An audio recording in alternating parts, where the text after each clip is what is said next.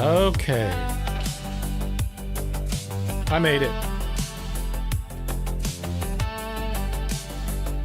16-bit, bitch. I remember that day.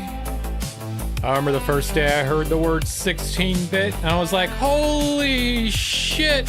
What does that even mean? Chat. I had to figure it out. Didn't used to matter because everything was 8-bit. No one cared.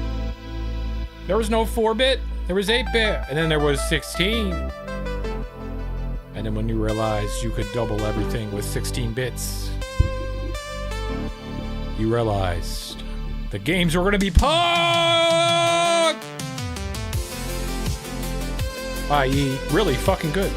And of course, the 16-bit games were legendary. Correct. It was a massive change.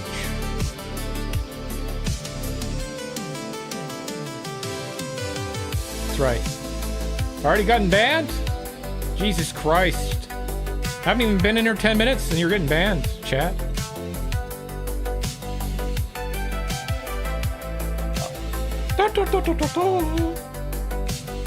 Hold on. My face is coming. Don't worry, chat. Don't you worry. Oh, there we go.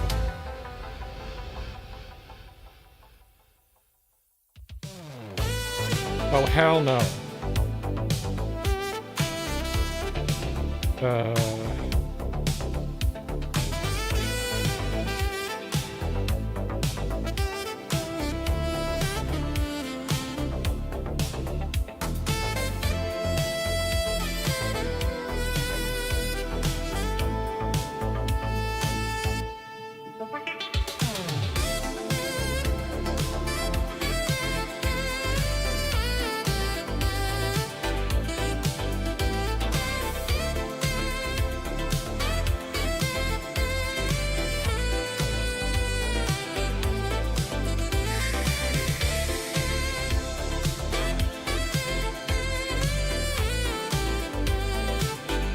That's not a banger.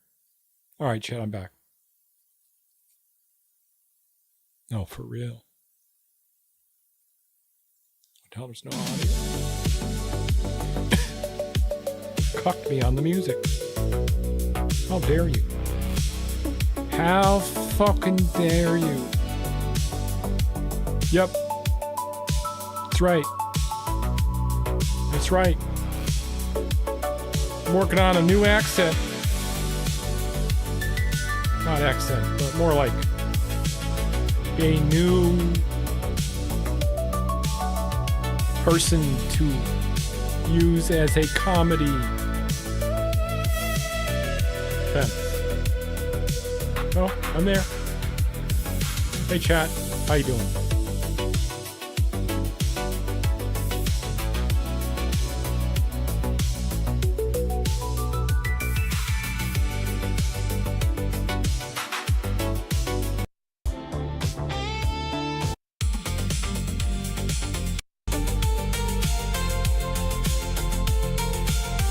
Does remind me of the 80s because half the hits were not bangers.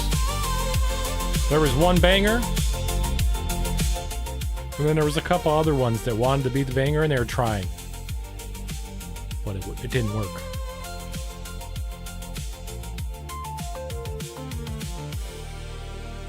All right, chat. I think I made it. I think we made it. Couple more days left in a week if you're a working stiff like myself. If you got an office job, I feel your pain. I now have an office job. That's right. Those that know me know that I have never had one. But I have one. That was good. That was good. All right, let's hit this up. Let's go over here. Hit up YouTube for our playlist. That I used to have an RX-7. It didn't have the body kit on it, and it didn't look that good, but it was that same model. That was one of the funnest cars I've ever driven in my life. Not gonna lie. Until I hit 90,000 miles. Then, of course, it did what all RX-7s do. You know why? Because the first person that owned it didn't realize they needed to put oil in. It burns oil. So fucking stupid.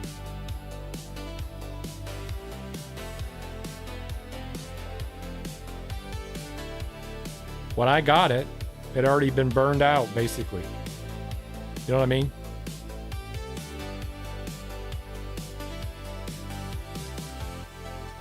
It wasn't red, it was burgundy. Fuck, I missed that car.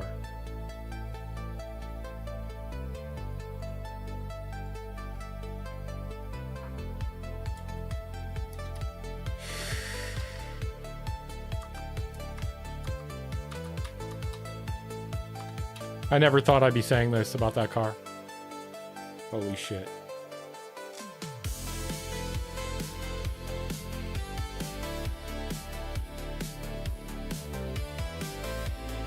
No.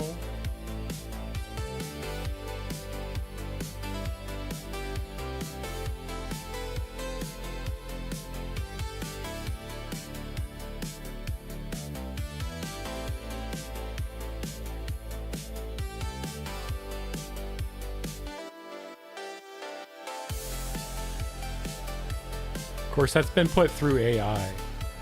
But fuck, how come I can't find the color? Was it brown?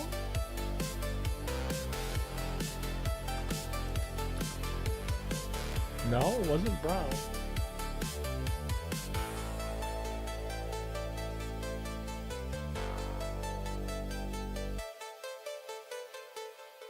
What color was that?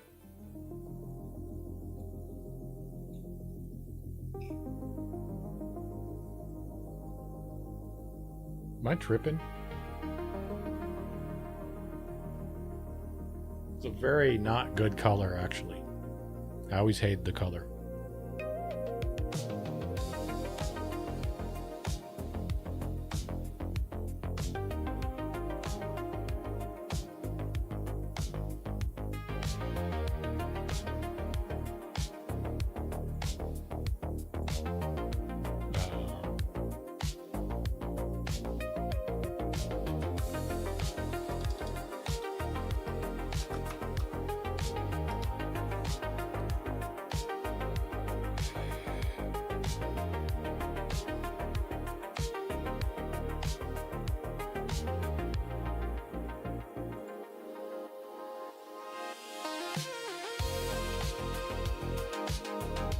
Yep, this is it.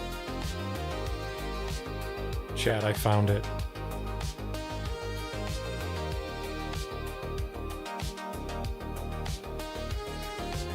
Fuck off.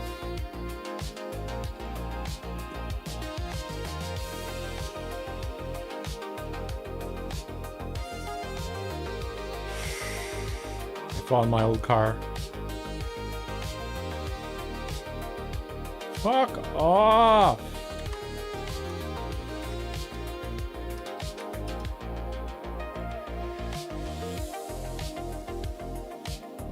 No. Other. Human.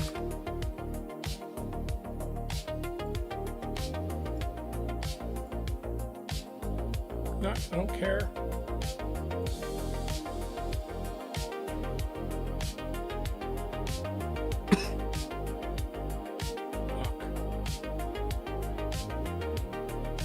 Sheep?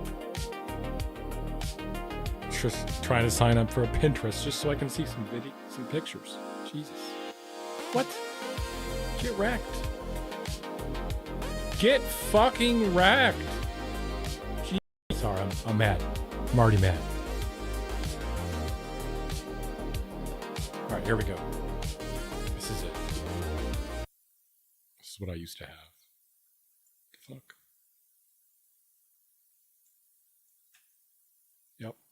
That's it. Doesn't weigh shit either.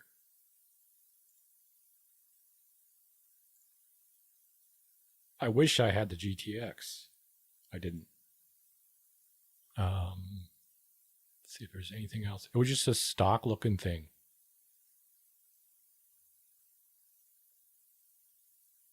But once you had it up to 8,000 RPM, fucking shit, dude. Anyway.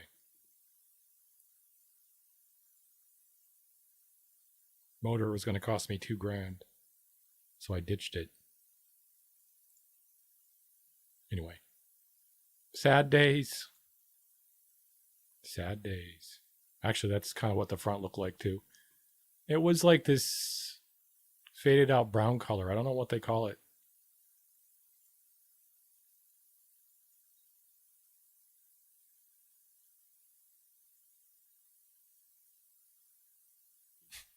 Guy's like, I can see my mullet now. Mullets are back, dude.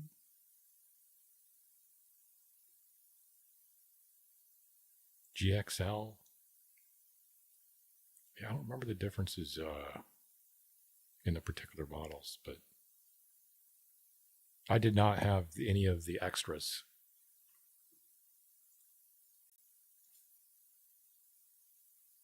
All right, there's Twitter. Fucking. Still can't call it X. What a piece of shit. Threads is like full of liberal bullshit. It's just like consistently like liberal memes about. It's just not even fun to look at. In my opinion. Oops. Oh, the background sound removal on. No wonder.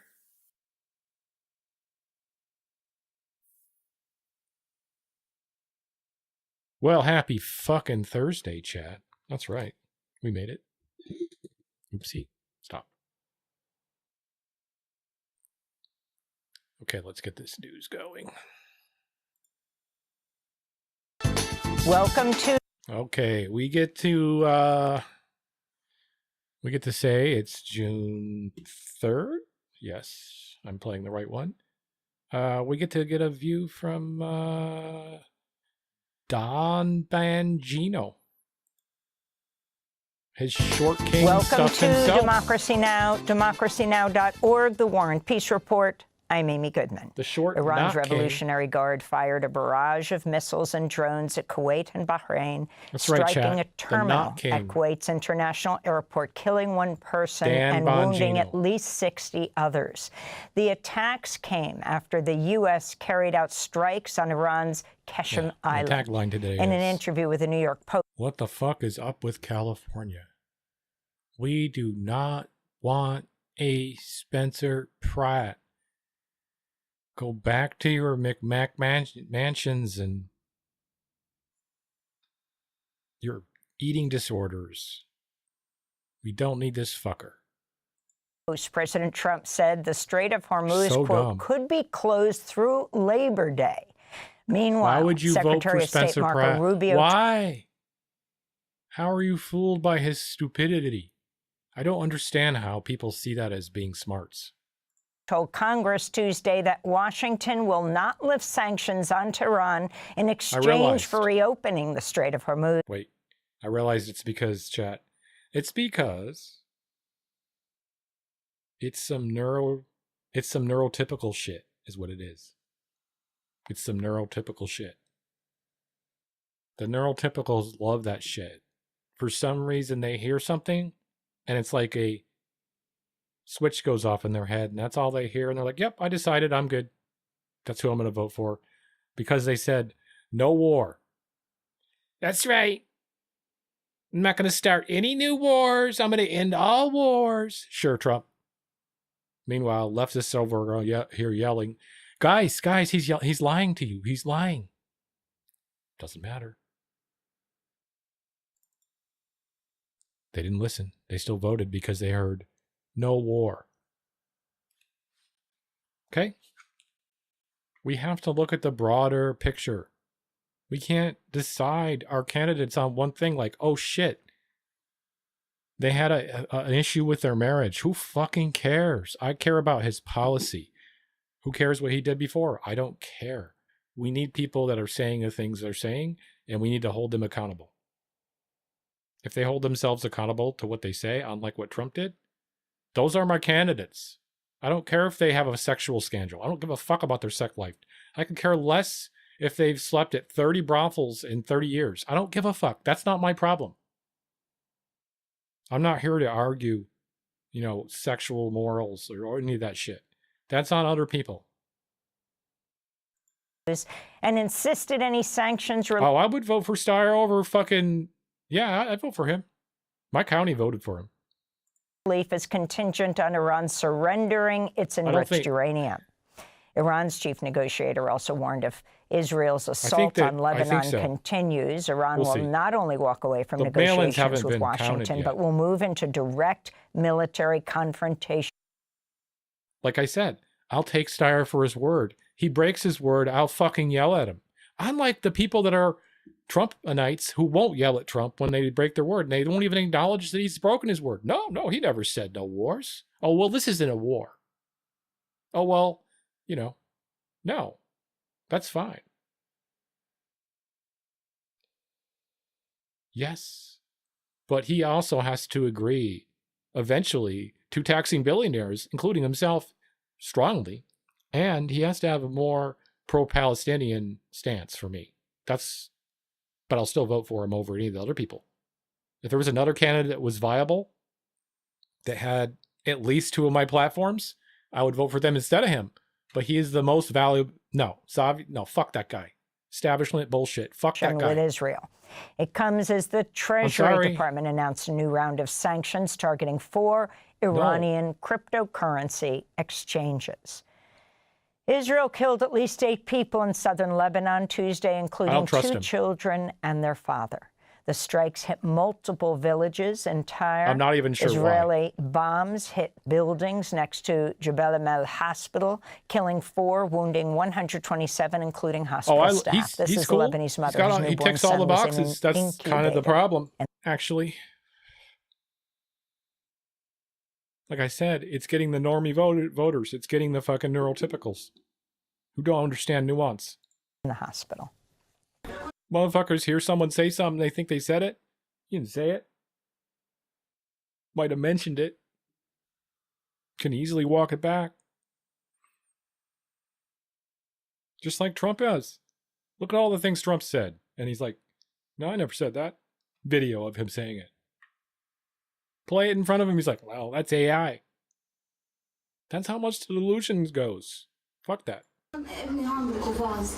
My son is here in an incubator. He was born 13 days ago, and he's been here in the incubator for 9 days. Right. I came here, breastfed him, and went to Burj El Shmali.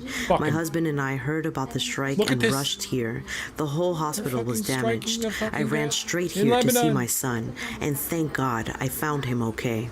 In Gaza, Israeli forces killed at least 4 Palestinians in separate strikes across the besieged Strip Tuesday. An airstrike on a vehicle east of Deir al-Balah killed 1 person, wounding 4 others. This is an eyewitness. This person is a civilian. He has nothing to do with anyone. He went out to fill up some gas. When I ran in the direction of the car to see if there was anyone injured so we could rescue them, I personally picked up pieces of his skull, pieces of his head, and pieces of his flesh from the ground. A message to the world: if you stay silent like this, we will not remain. Since last October's U.S.-brokered so-called ceasefire, Israel's killed some 930 Palestinians in Gaza. President Trump has named MAGA... Bro's talking to the news reporter, and kid gets almost run over in the background, literally. That was crazy. ...loyalist Bill Pulte as acting director of national intelligence. And fuck this guy. Fuck this guy. This guy is a bloviating idiot. I've seen him on X for years. He had some good ideas about housing, but they're just bullshit because guess what he's in? Guess where he's from? intelligence replacing Tulsi Gabbard, who announced her resignation in May. It's going to be DNI now? Pulte has no known background in intelligence. He's a yes man. That's what he's in there. He's DNI now. He's going to say yes. Yes, sir. Fucking shit. It's over. He'd been serving as director of the Federal Housing Finance Agency, where he used his position to join Trump's campaign of retribution against his political enemies by making criminal referrals over claims of mortgage fraud. And he's done that, too. Among those targeted were California Senator Adam Schiff, New York Attorney General Letitia James, and Federal Reserve officials Jerome Powell and Lisa Cook. The Pentagon's hired a convicted January 6 rider to a counterterrorism role in its Special Operations and Low-Intensity Conflict Office, which manages highly classified military operations. 24-year-old Elias Irizarry has no background or career experience in counterterrorism. In 2022, he pleaded guilty to a federal misdemeanor charge of entering and remaining in the Capitol during the January 6th insurrection when he was just 19 years old. He's a dawn of night. He was among more than 1,500 rioters who received pardons or saw their sentences commuted on Trump's first day back in office. I'm the fucking Don around here. That's right.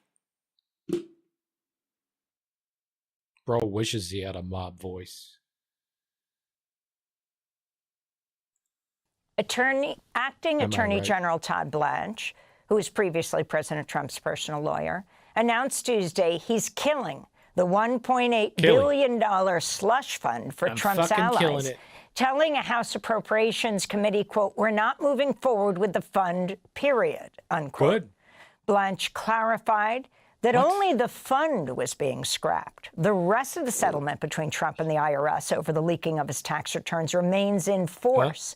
The settlement includes a sweeping addendum that permanently bars the IRS from investigating Trump, his family, and their businesses. This is Democratic Congress member Rose DeLauria. We have had a ton of backlash on this on this $1.8 billion slush fund. However, so we'll not move on that. But as part of the settlement, which you've said, which is this immunity for the president and his family and his business, etc., that stands. She's looking spry. In Portugal, hundreds of far-right activists gathered last Saturday for the annual Remigration Summit, advocating for the mass deportation of immigrants. Former U.S. Border Patrol Chief Gregory Bovino and white nationalist leader Jared Taylor were VIP guests alongside elected... Oh, my God. Wait. Bro, look at the haircut. There is no way you unironically got that haircut. I'm sorry. And you're RE26... whatever the fuck this fucking Nazi rally bullshit is. Alongside elected officials from Germany's far-right anti-immigrant AfD party, IP-Nation of Immigrants. Former U.S. Border Patrol Chief Gregory Bovino and white nationalist leader Jared Taylor were VIP guests alongside elected officials. Oh my God, the KMS blunt rotation right here. Oh my God.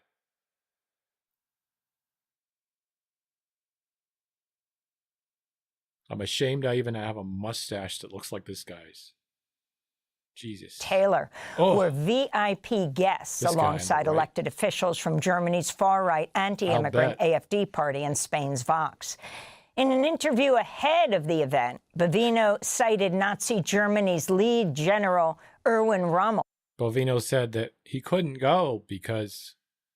Breaking news, folks. Breaking news. Greg Bovino said he couldn't go.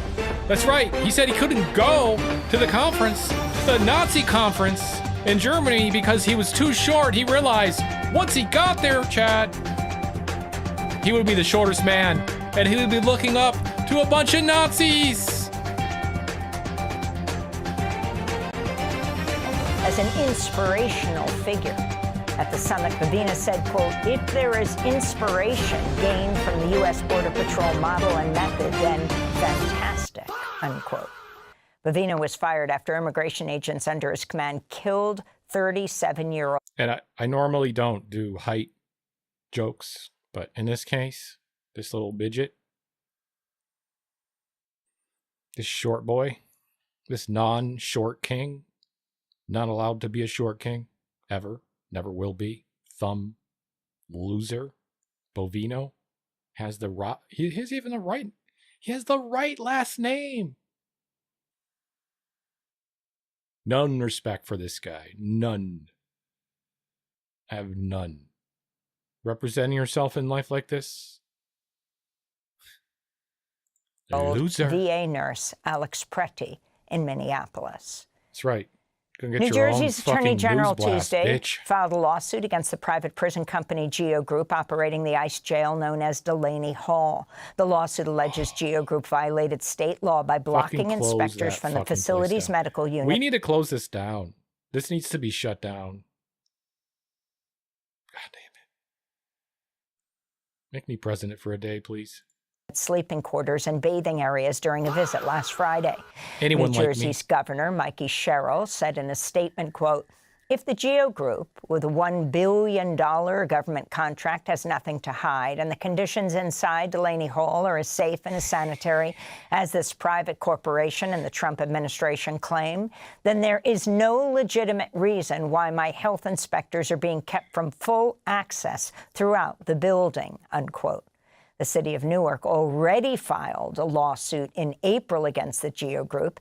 At a news conference on Monday, Newark Mayor Ras Baraka said they will expand that litigation to call for Delaney Hall's closure. Mayor Baraka also announced he's lifting the nightly curfew around Delaney Hall. It comes as hundreds of immigrants detained at the ICE jail are continuing their hunger and labor strike. Fuck. The Supreme Court ruled Tuesday Alabama can use a new congressional map which removes... Look at those losers. Strike. Look at these guys. Strike. You guys ain't getting none, okay? You ain't getting none of it. You ain't getting blissy or pussy. All right? Losers. How could you get up every day and go do this kind of work? I mean, they just don't even have a brain. They can't.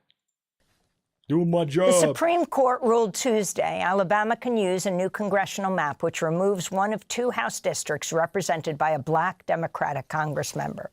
The ruling means Alabama's midterm elections will feature 6 Republican-leaning districts and only one Democratic-leaning in Alabama? In her dissent, Justice Sonia Sotomayor wrote, quote, "Now the court is squarely faced with a record of the turmoil it's caused and the harm it's wrought. Yet just as Alabama doubled down on racial discrimination, the court today doubles down on chaos," she said. The Alabama case follows the Supreme Court's recent decision gutting the Voting Rights Act, which prompted several southern states to redraw their congressional maps to favor the Republican Party. True. Veteran 60 Minutes correspondent Scott Pelley was fired by CBS News Tuesday, one day after he publicly confronted the show's new management at a staff meeting meant to introduce newly... Not gonna lie, one of the true actual reporters throughout the years that actually brought some shit forward. I actually enjoyed watching this guy.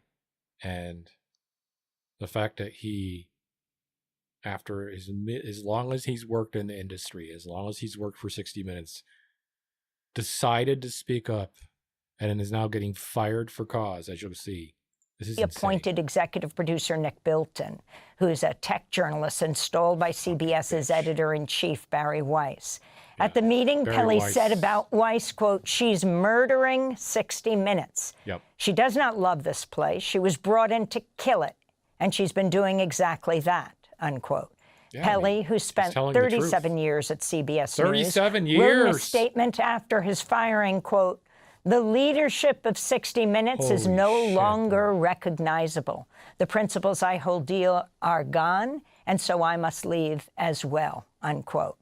This follows Stephen Colbert's ouster from CBS, who President Trump had repeatedly called to be fired. CBS's parent company, Paramount Skydance, is currently attempting to acquire CNN's parent company, Warner Brothers Discovery, which also owns HBO, which requires Trump's FCC for approval. Paramount is owned by Trump allies, the billionaire Larry Ellison and his son David Ellison. Very nice. Yeah. And millions of voters across 6 states Not headed good, to the folks. polls Tuesday for primary elections ahead of key House, Senate, and governor races in November. In California, 61 candidates were on the ballot in a crowded race to replace outgoing Governor Gavin Newsom. Under California's so-called jungle primary system, the two top vote getters, regardless of party, advanced to the general election. With just over half the ballots counted, MAGA-supporting Republican Steve Hilton is leading the field. Behind him is California Attorney General Javier Becerra, a Democrat who served as Health and Human Services Secretary under President Biden. Currently in third place, Democrat Tom Steyer, the billionaire hedge fund manager turned environmental philanthropist who supports a billionaire's tax and has advocated for single-payer health care. In Los Angeles, incumbent Mayor Karen Bass will advance to a runoff election in November as she seeks a second 4-year term. With about a third of ballots yet to be counted, reality TV star Spencer Pratt is in second place with 29% of the vote.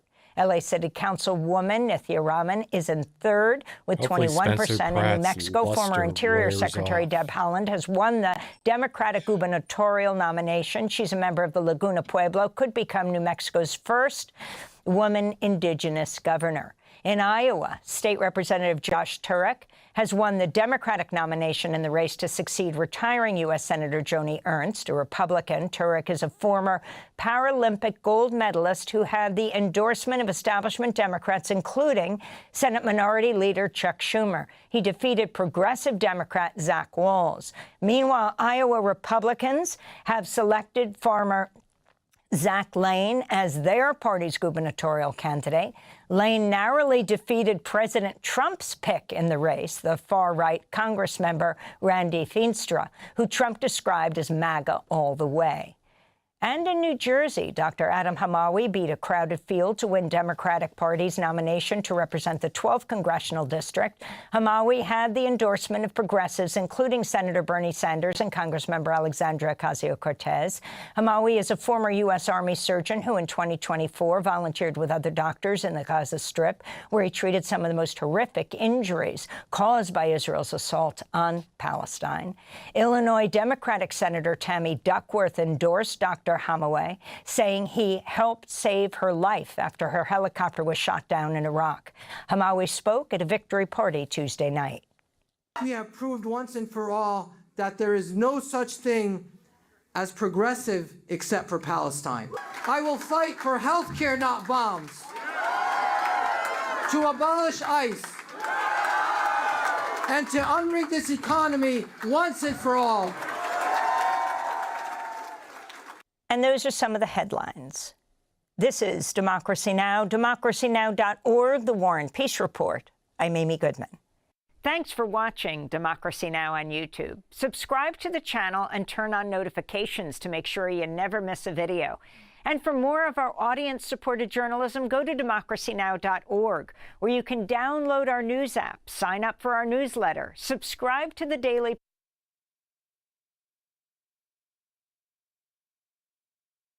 the dramatic news from our colleagues across town at CBS News who have been going through the bottomlands.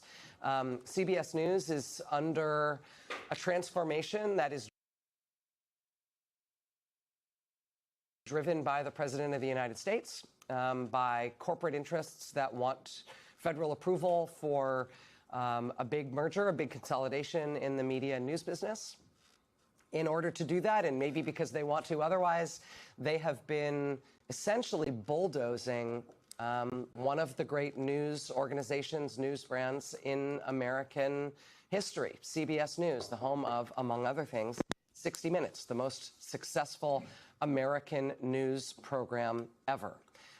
The veteran correspondent at 60 Minutes. Scott Pelley, the most recognizable person on 60 Minutes, the former host of CBS's network news show, and one of the most respected journalists in America. Scott Pelley has been fired by CBS News tonight after a widely reported staff meeting confrontation with the new leadership that was brought in essentially from the classified ads to come run 60 Minutes.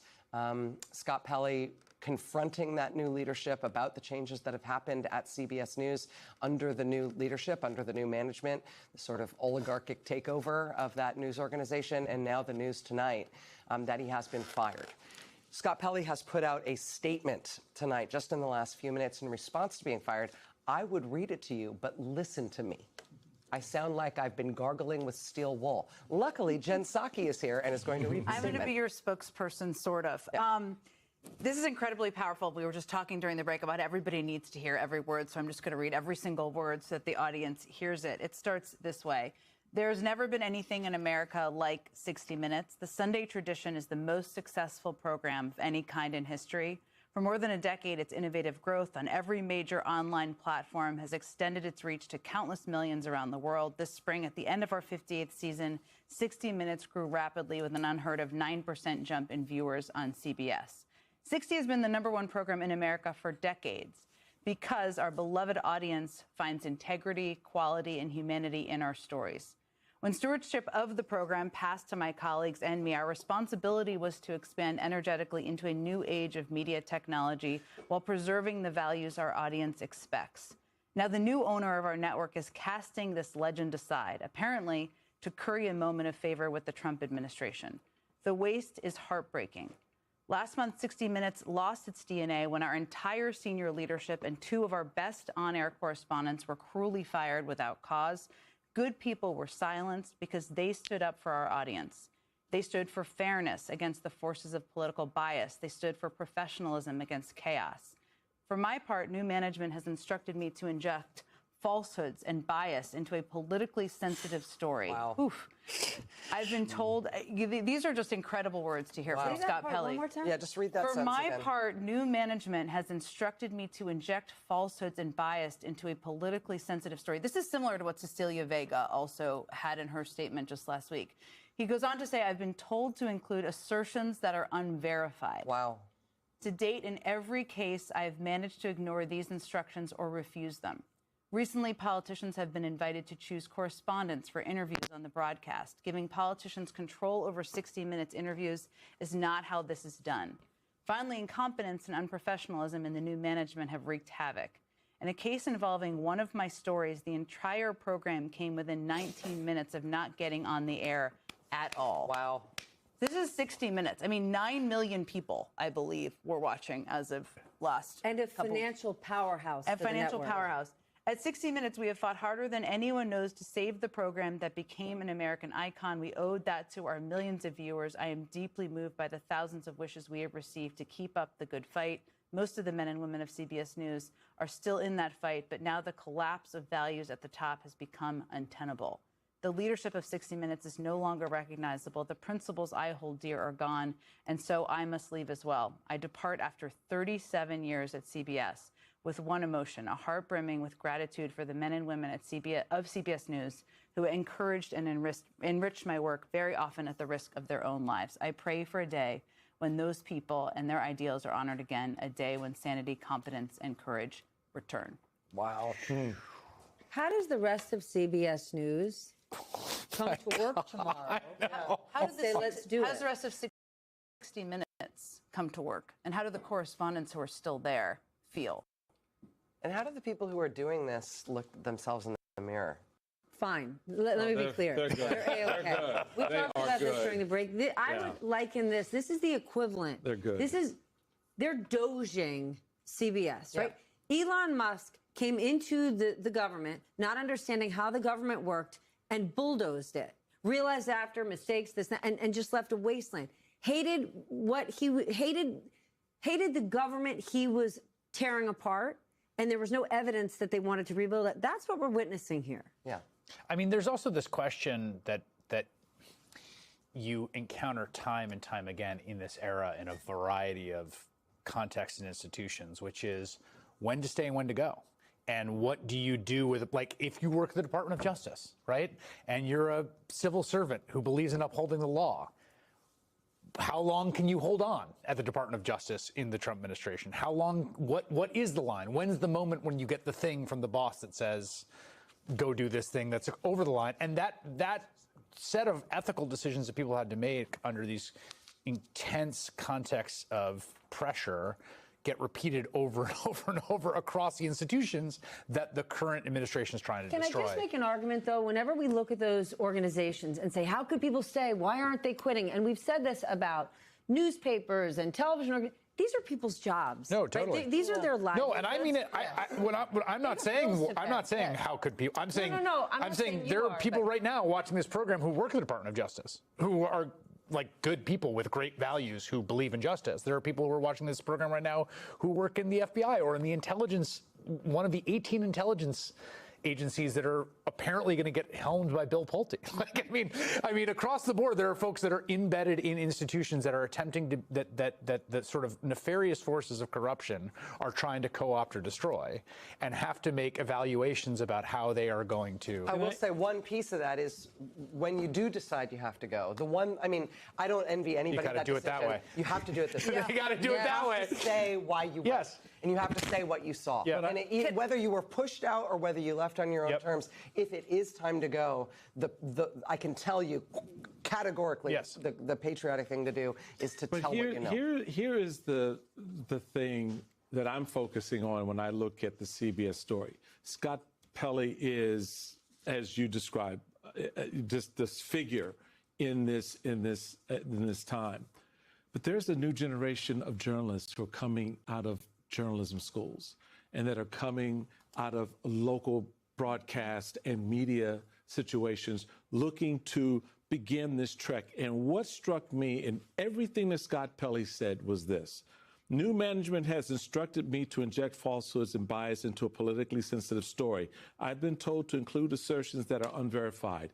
If you are a 27-year-old newly minted journalist who's starting that track, this is what's so dangerous and corruptive and so poisonous about this administration and what they've been doing, is that they're not worried about the past and the things in the present. They want to transform, terraform the future. And in this space, in the media space, if I got a young kid and I'm telling him, no, you're going to put this in paragraph 27. Okay, but here's what you're forgetting. Last Wednesday was the Emmys. And at the Emmys, and we saw 60 Minutes win multiple Emmys, a young man was given the Mike Wallace Award, right? He works, CBS gave him this award, and he got up there. He's not older than 25 years old, and he spoke out against this organization that is now being controlled by corporate interests and standing in the way of the truth. So I hear exactly what you're saying, but it also gives me such faith when you watch these extraordinary young people, right? But that's exactly the point I'm getting to. How do they respond? And if he's the example of that response, then what you just said, Rachel, about that moment when you have to come to truth with yourself, they can write this letter. Yes. Yeah. They can write this letter. Yeah. Jen. I was just going to say, I want to call some preemptive BS on what we're going to hear from the right, which is that, anybody that's Scott Pelley, that Cecilia Vega are products of the left, that they are defending Democrats. And I'm just going to say, I worked for 2 Democratic presidents who were interviewed by them. I was grilled by some of them every single day. True. I had no idea what their politics were.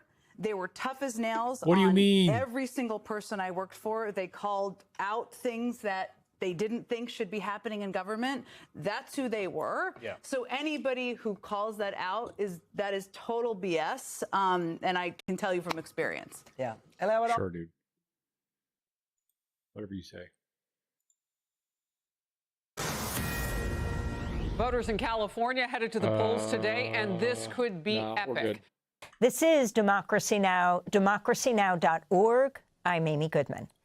I've read hundreds, if not thousands, of grand jury transcripts. I've never seen the types of prosecutorial behavior before a grand jury that I saw in those transcripts. Those are the words of a federal judge in Illinois, April Perry, who presided over a closely watched case involving 6 immigrant rights protesters indicted on federal conspiracy charges for protesting outside the Broadview ICE jail in Chicago last year. The defendants became known as the Broadview Six, though most didn't know each other before.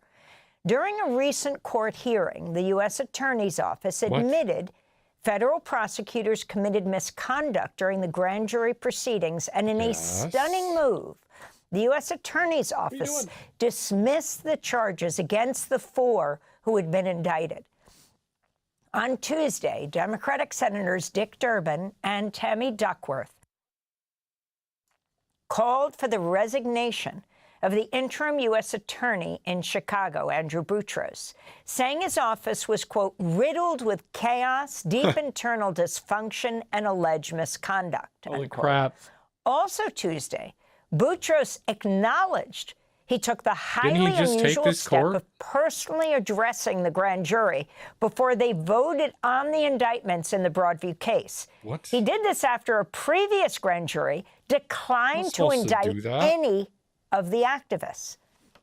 Separately, Judge Perry has suggested Assistant U.S. Attorney Sherry Mecklenburg committed prosecutorial misconduct in the case and that the U.S. Attorney's Office made an effort to cover it up. The case of the Broadview Six is raising new questions about how the Department of Justice is using the grand jury system in political prosecutions. Later in the show, we'll be joined by 2 of the Broadview Six to talk about how these charges and convictions affected their lives. But first, we go to Chris Parenti, an attorney for Brian Straw, another of the 6 activists. Chris, thanks so much for joining us, and especially for a non-lawyer audience around the world. If you can explain exactly who the Broadview Six are, what happened, how they were charged, no, not on the scene, and take it from there. Sure, Amy, and thank you for having me on. I appreciate the chance to share this story. First, the Broadview Six are exactly 6 people that we want in our community. They're people who stood up for those that nobody else at the time was standing up for, people that were being abused by our federal government. And they went out there to peacefully protest the abuses that are now well documented that ICE was doing to our neighbors. And so they're people that, you know, I point my children to as these are the people I want you to grow up as, not the DHS agents that are you know, roving our streets. Right. And for standing up for their neighbors, what did they get? They got targeted by the Trump Department of Justice in yet another political indictment. And the reason, Amy, that this case is so important, especially now, is because what it shows is how this DOJ has completely corrupted the grand jury process. And that is so important right now, because after all of these political indictments, and the Broadview Six was one of them, the Comey case is one, Don Lemon case, the Southern Poverty Law case, all of these political indictments, Acting Attorney General Todd Blanche is out there repeating the same refrain. Hey, it's not the DOJ that's returning these indictments or these arrest warrants. It's the grand jury. Don't look at us. That is such a disingenuous statement when what these federal prosecutors are doing behind closed doors in secret is completely corrupting the grand jury process. So your listeners need to know that in the grand jury, there's no defense attorney and there's no judge. It is a sacred place that is built on the trust of the federal prosecutors who work for the DOJ that go in there. You have to believe that they're going to do the right thing.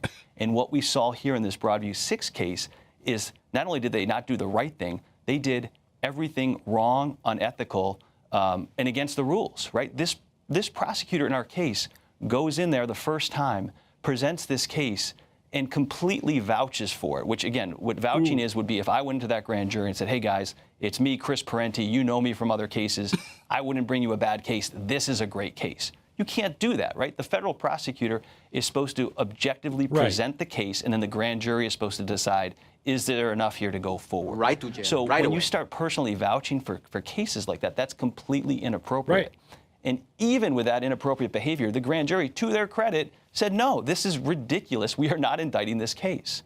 That should have been the end of it, but not with this relentless DOJ where they have these political indictments that they were under pressure to get through.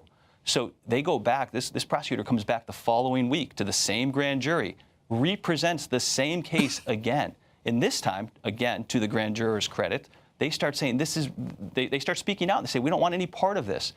The federal prosecutor then throws these grand jurors out of the grand jury room, right? I mean, you want to talk about how do you get an indictment through? Hey, you don't like this case? Get out of the room. You don't get to vote. I mean, completely inappropriate. I was a federal prosecutor for 14 years. I couldn't even imagine this stuff happening when I was in those grand jury rooms.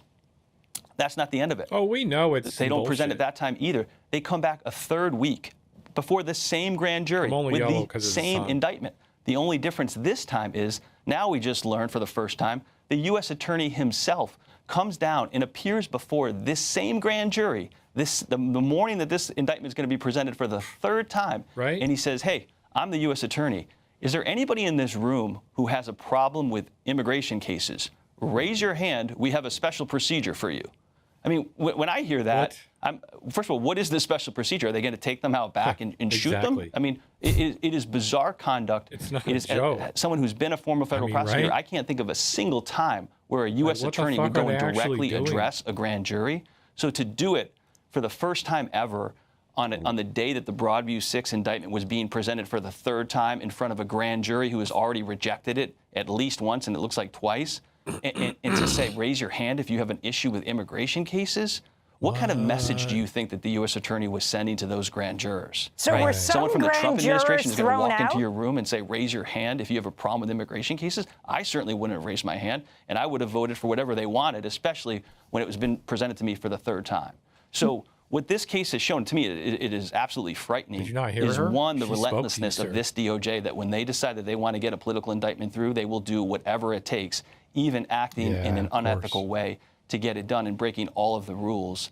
And two, when Todd Blanche is out there saying, hey, it's not the DOJ that's doing this, it's the grand jury, that is so disingenuous, because now that we got into those secret rooms and the American people will hopefully at the end of this week get to see those transcripts for themselves, it is horrifying conduct that is taking place. And once you know that that's what these DOJ attorneys are doing, Mr. Blanche can no longer say it's not us, it's the grand jury, because his prosecutors are bulldozing these people and acting in an unethical manner, which completely undermines both the Broadview 6 indictment, which is why they dismissed it, and all these other political indictments. There is so much to get to here.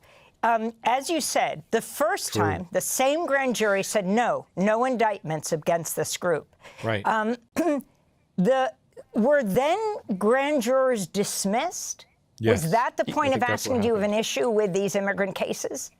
No. So it's worse than that. I mean, so when they say no, that's at the end of the presentation. So, you know, the prosecutor had to go upstairs and tell the U.S. attorney and I think D.C., hey, a grand jury voted no, which almost never happens, right? Because historically, DOJ only brought righteous indictments or cases that they actually had good evidence for.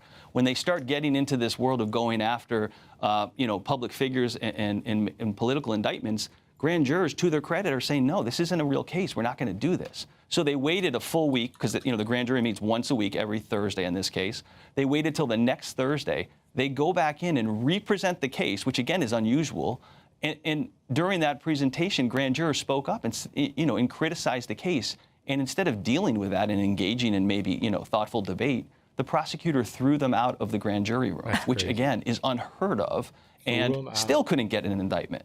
And so it goes to the following Thursday, that third week, and that's the time when the U.S. attorney has just told us he appeared before that grand jury in the morning to kind of lecture them on their duties, because God forbid they say no to the U.S. government on a nonsense indictment, and says, if you have a problem with immigration cases, raise your hand, which, again, we're still trying to digest that whole thing, and hopefully the court will do what is necessary here. And in a minute, we're going to talk with two of the activists. They weren't arrested even during the protests. And if you can explain, Chris Parenti, you're the attorney for Brian Straw, who also happens to be an attorney, one of the 6 activists. What actually happened, did they contend, that day? I mean, all that happened, and again, we would have won this case at trial. That's the funny thing about this whole thing. We kind of have saved the government time and resources, although not embarrassment, obviously. But all these people did was stand. They were doing what's called a Jericho walk, walking back and forth in front of the Broadview facility. And this ICE agent drove his car into them, right? This is an ICE agent who had lights and sirens on his car, never activated it, just never waited for the Broadview police who were there and who were separating the crowd for every other car that went through without incident. This ICE agent, with a mentality that I think we've seen of other ICE agents in this case, or in these times, just starts driving through the crowd. So then they say, well, if you're standing in front of the car as it's moving towards you, you're impeding them, which is, again, completely ridiculous, which is why the grand jury said no multiple times, but the DOJ wouldn't drop the case. Okay, so now tell us what the judge understood. This is a key point. Were there missing pages, highly redacted pages? What was she told? This is the worst part of the entire thing, in my opinion, right? This is where the cover-up is worse than the crime. As bad as the misconduct in the grand jury was, for 7 months, the U.S. Attorney's Office here in Chicago completely covered this up and deceived the court. Right? So we were fighting for disclosure of these transcripts for months. They opposed it, obviously knowing how bad it was. Eventually, they agreed to turn over the transcripts just to the court, which is called in camera. So it's just the judge sees it, no defense attorney see it, the public doesn't see it. So they produce these transcripts to the court, and they make redactions, right? Which, again, is unheard of. If you redact things that are going to be in the public docket, like Social Security numbers or birth dates, things that are going to a judge that she's going to read in her chambers don't need to be redacted. But these prosecutors sat in their office at the U.S. Attorney's Office the night before turning these transcripts over to the judge and literally out all of the misconduct that occurred in the grand jury. And then when they couldn't do that, they removed whole pages, sections of the transcript, turned it into the judge and never told her about the missing pages. So she reads it and says, okay, there's not a lot to see here. But we had a sense that there was still something wrong just based on the way the government was acting. So we continued to push that they turn over the unredacted versions to the court. And the judge said, Mr. Parenti, I've read 99% of these transcripts. I don't know what you think could be in there. There's only 20 lines here. And I said, Judge, the U.S. government could do a lot of damage in just 2 lines. And she agreed. So the government was then ordered to produce the unredacted transcripts. And then for the first time, the court realized, oh, my God, not only did they redact all this bad stuff, but they withheld entire pages that had all the other bad stuff, including the prosecutor throwing out grand jurors that dissented with the case. So again, it's the cover-up by the U.S. Attorney's Office is even worse than the appalling misconduct that occurred in the grand jury. Because again, as a former federal prosecutor, your job is not to win any case. It's to do the right thing. And I've never seen a case like this where from the jump, they did the wrong thing at every single turn. So, Christopher Parenti, before we go, while the case has been thrown out, you're calling for, or is the judge reopening it? Could there be criminal charges brought? You also have, of course, 2 U.S. senators calling for Andrew Boutros to resign. Can they also be fired? I mean, lots of things can happen. First, on the Andrew Boutros point, to me, the most offensive thing that Mr. Boutros has done is immediately after this entire thing blows up and the judge realizes what happens here, he came to court to his credit and he dismissed the entire thing. But then he went back to his office and sent an all-office email to all the prosecutors, including the 6 new ones that he just swore in that morning, calling the 3 prosecutors who handled this case courageous, which to me was offensive because these are the men that stood in that courtroom for 6 months and deceived the court and deceived defense counsel.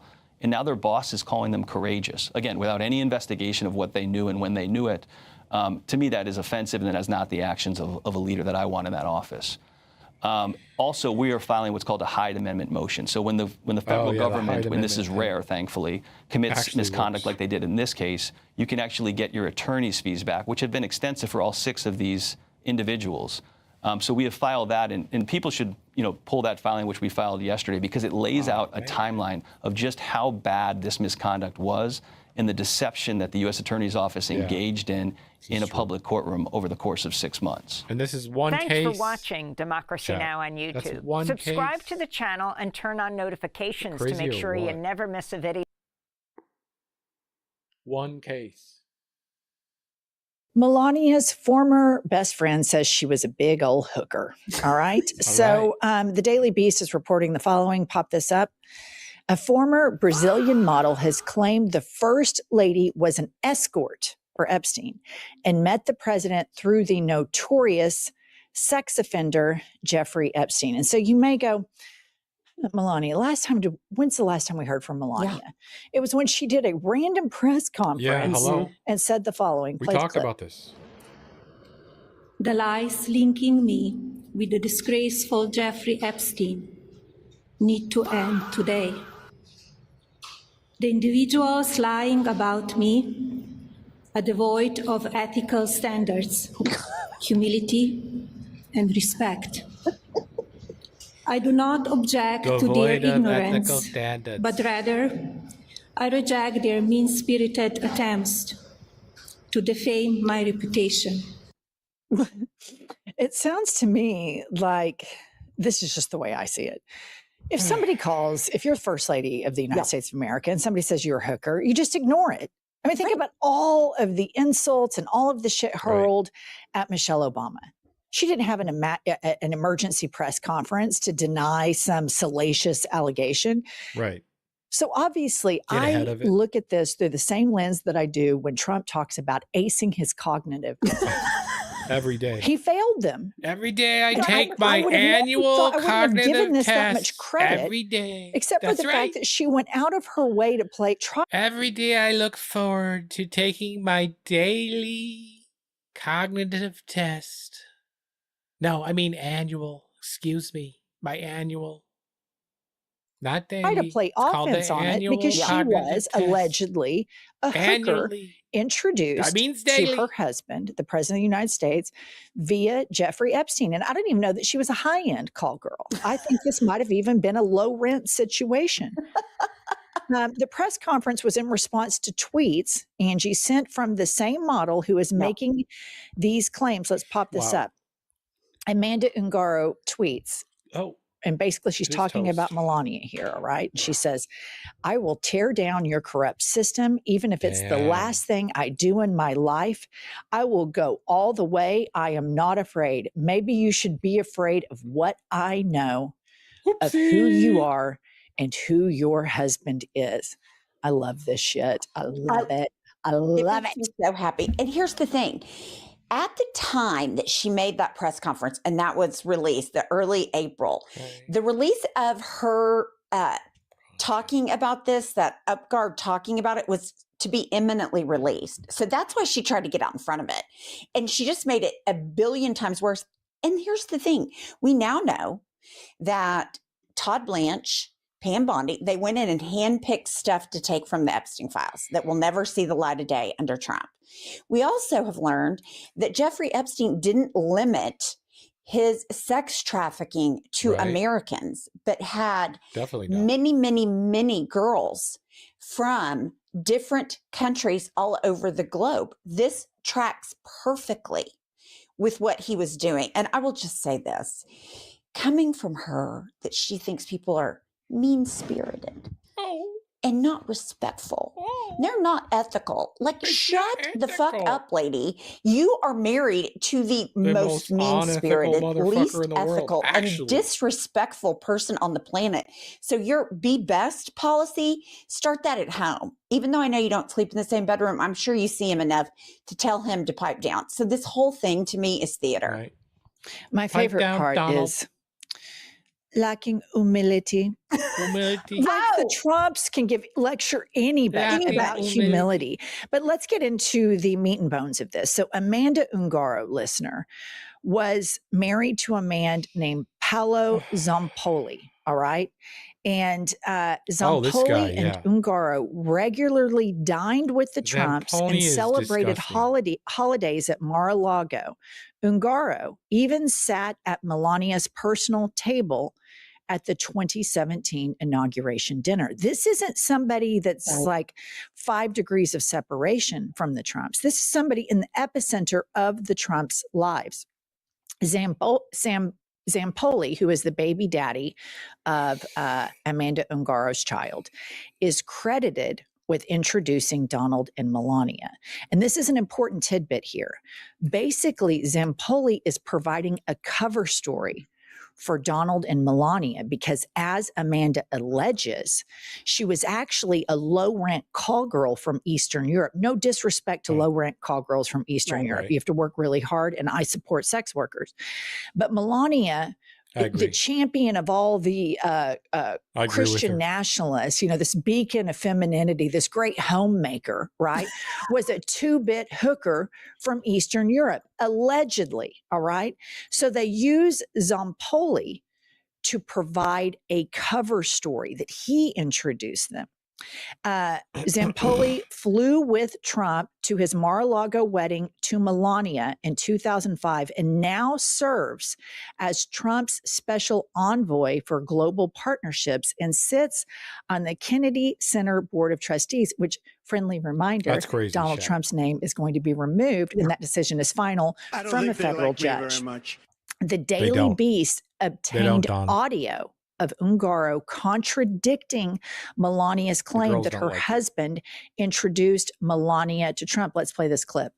Let's tell the public you never was the one introduced Melania to Trump. It was Jeffrey Epstein. She was a escort of Jeffrey Epstein. That's how she met Donald Trump. Okay? You are like a fucking piece of shit. Love her. And I love everything about that. She says that Melania was an escort, which is also two-bit hooker for Jeffrey Epstein. And honestly, I have to say, I mean, as we all know, these people are pieces of shit. What Jeffrey Epstein did to all of these women and how he exploited them and passed these women around like appetizers to all these disgusting men like Donald Trump is just absolutely deplorable. But remember, her husband is the one who asked the Trump administration to deport her. So Zampoli and Amanda Ungaro are in a custody battle after it's high times at the inauguration, flying on PJs to Mar-a-Lago. They're going to get divorced. And Zampoli, instead of going into court like a big boy, he calls his dirty cop best friend, who, of course he does, married, like I guess it's a modern day Pretty Woman type situation, just not as great a characters, calls him and says, hey, I need you to have Amanda deported. And Trump says, okay, because they know, Amanda knows that Melania was a two-bit low-rent hooker. All right. So that's to all of the MAGA Christians in the world that go on and on about family values and being a virgin until you're married and all this shit. I mean, the only good thing about Trump is he has exposed you all for the hypocrites that I have always known you to be, but now it's on a global stage. So let's pop up this headline. Trump friend, that's Zampoli, the baby daddy of Amanda Ungaro, says Trump friend asked ICE to detain the mother of his child. Paolo Zampoli, a former modeling agent and a longtime Trump ally, was in a custody battle over his son. An ICE official agreed to help. So Paolo Zampoli, just before her deportation, Ungaro reached out to Melania asking for help to renew her U.S. visa, but says her call was never returned. Melania, big mistake. Remember that scene in Pretty Woman? Big mistake. Huge mistake, Melania. You should have taken care of your girlfriend, because now everybody knows that you, not only is your husband at the epicenter of the Epstein files, so are you. Otherwise, you wouldn't have done a press conference. If you're on some Einstein visa speaking all these languages, number one, we'd have countless videos of you on these state dinners speaking Italian and French and Spanish. That's a lie. And the fact that this greasy deadbeat dad who throws the mother of his child in ICE detention, that is your cover story for the fact that you're not a two-bit low-rent hooker, is you deserve every single bit of this. After 3.5 months in detention, Ungaro was transferred to Louisiana before being deported back to Brazil. And she's describing conditions where there were more than 120 people. The floor was wet, no windows, and 4 days straight without seeing the sun. Wow. These immigration issues, listener, are paperwork issues. Yet these people are treated like they're criminals. They're treated like detainees in some third world country. If you have a visa issue, that is a paperwork issue. The Republican Party wants to paint these people as criminals. These are paperwork issues that typically can be resolved without incarcerating people. And Zampoli is now responding to claims that his wife is making up about Melania being a 2-bit low rent escort. Let's pop this up. Zampoli says, enough with the vicious lies, conspiracies, and disparaging attacks at Amanda Ungaro against our marvelous First Lady. Wow. The truth is in the records. First Lady Melania Trump is the most elegant, graceful, intelligent, and perfect First Lady America has ever had. A true icon of strength, dignity, and class. And then he does some asterisks and he says, notice to social media activists, most of the content coming from Amanda is AI manipulated. Our legal team is monitoring. And then after that, he posts an AI manipulated picture of Melania. Yeah. Of course. She's so marvelous. I would argue this. I would just argue this, and you can tell me what you think. All from Trump 1.0 all the way through when he wasn't the president and now that he is, I would constantly see reports. Trump wants her to do this. Well, we got to renegotiate the prenup. Trump wants her to appear at this event. Well, we got to renegotiate the prenup. She needs more money. Barron needs more money in his trust. So I would argue that she is simply now a high-end call girl, because her money is now in the millions of dollars. I mean, what is the difference? Because here she is married to a man that she clearly fucking hates, but she stays with him and gets more money for her prenup and her son. To me, it's the exact same. It's just a her son's already issue. a millionaire. I would argue that it doesn't have as much integrity and transparency in it. I would rather earn my money on my back than having to get on camera and talk and lie and pathologically lie that Donald Trump is some great guy, that he is a champion for women. I would rather earn my money on my back than get on national television and roll out as First Lady that my mission statement as a First Lady is that I want to do away with online bullying. Yeah. I think it's a more decent, respectable job to be an out-of-the-closet sex worker than an in-the-closet, insidious, psychopathic, pathological, lying gold digger that she is here. And the lying involved with having to we've all seen her slap his hand.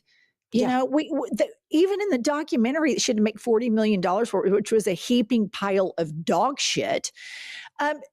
The traditional family people, not one critique, that they don't even sleep in the same bed. And they put that on television. She wanted the world to know, I don't fuck him. She intentionally wanted everyone to know, I don't fuck him. All right.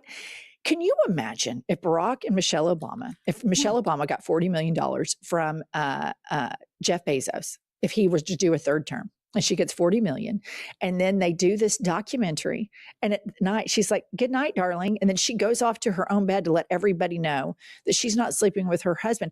Jesse Waters and Greg Gutfeld would have a stage 5 meltdown. All of Fox News would be in a complete psychotic free fall. I know, right? No, I completely agree. And also in that documentary, and you can tell how interested she is in all this, because I saw a clip where he's like, oh, I won. You know, they voted and I won. Did you see it? And she's like, no, I haven't had time. She hasn't had time. In summary, let me just leave you all with this. Here's how it goes. This is the presidency of rat fucking. Yeah. Okay. The rat Vladimir fuck presidency. Putin and Benjamin Netanyahu are rat fucking Donald Trump. And the one thing about the Republican Party is all you need to know is trickle down rat fuck. That's what it is. It is a trickle down rat fuck. So Trump is getting rat fucked by these people that probably have all this compromise on him, right? Mm-hmm. And so he's rat fucking JD Vance because it's fun even it's a bipartisan thing. Everybody loves to hate on and rat fuck JD Vance. We have to find ourselves in strange bedfellows with Trump that we too enjoy rat fucking JD Vance. Melania enjoys rat fucking Trump. And so on and so on and so on. This is the presidency of rat fucking, and we are here to cover it on iHip News because it is horrible being an American right now. But just know this: allegedly, the first lady of the United States of America, the family values be best champion, who all of these good Bible study Christians in the Bible Belt went out and said, "Oh, that Melania is just a class act." Class act. They are voting. All of the things they say, traditional family values, the Trumps are the furthest thing from it. All right. Please pre-order my book, Not Today Fascist, which today, this commercial's dedication goes to Melania. Melania, I dedicate this commercial to you, you little fascist two-bit hooker, allegedly, you naughty girl. All right. That's all we have for today. Make sure you like and subscribe, and we'll be back later with more news. That is a default sound. They need to get rid of that. Okay. Next. Also, Reza Pahlavi, I think there's, I can't say the numbers for sure, but I think there's like 150,000 people within the ranks that are looking to defect to him. And so what are you basing that on? How do we know that? His team says that. God. How do we know? I saw this clip of this Iranian pro-monarchy influencer named Alicia Liban. She's a pro-monarchy who went on person. the Trigonometry podcast, and she's making such an outrageous claim about support for the monarchy within Iran that it leaves the trigonometry guys almost aghast. And it's just not something I anticipated. So you'll see the wind up. It's really at the end of this like minute and a half clip of this this monarchist who is trying to say like, don't worry, there are just hundreds of thousands of IRGC and maybe even millions of Iranians who are praying for the monarchy to come back. We're just waiting in the wings. Right. Well, yeah, of course. Those are two completely different things. There's obviously, you know, a well-meaning sort of skepticism about what are the objectives of this war and when do we know if those objectives have been achieved. I think one of the main issues that's sort of, and it's you think she has a sister that's lefty? Something that I can't even get my head around is that I don't think that there's ever been a time where war by itself would effectuate regime change. There are other things that need to sort of unite, like, for example, uprisings, defections within the ranks. And the person that has largely been responsible for that is the Crown Prince, Reza Pahlavi. So when he called people out into the streets in January, they went out in their millions. When the internet got shut down, his views went down in the millions. So there was a strong evidence that there was a strong connection there. And so I think where this war has gone sort of been negligent is in not pulling in the other actors that would effectuate regime change, right? Also, Reza Pahlavi, I think there's, I can't say the numbers for sure, but I think there's like 150,000 people within the ranks that are looking to defect to him. And so what are you basing that on? How do we know that? Yeah. His team says that. His team says that. How do we know? I mean, I can only tell you what his team says. Replay it. Replay the final 20 seconds. If you're just listening, you're missing beautiful condensate. Also, Reza, just a little head tilt. Say the numbers for sure, but I think there's like 150,000 people within the ranks that are looking to defect to him. And so what are you basing that on? How do we know that? His team says that. How do we know? It's funny because I didn't think that guy was capable of skepticism. Yeah, earnest skepticism. No, but that's I mean, he's in also, their DNA. I've also seen him talk to Tim Pool. I mean, to be fair, actually, Tim Pool made him do some of those faces too. I don't have a high. I just want to say I don't have a high opinion of this guy. Typically, that is all-time reaction gets. That's an indigenous reaction to that comment. That's how all British people are. They're the masters of that look. I'm going to do this in slow-mo. Yes. This, 0.75. Yeah. Did you just say something so stupid that we can't even sell it on trigonometry? Is that?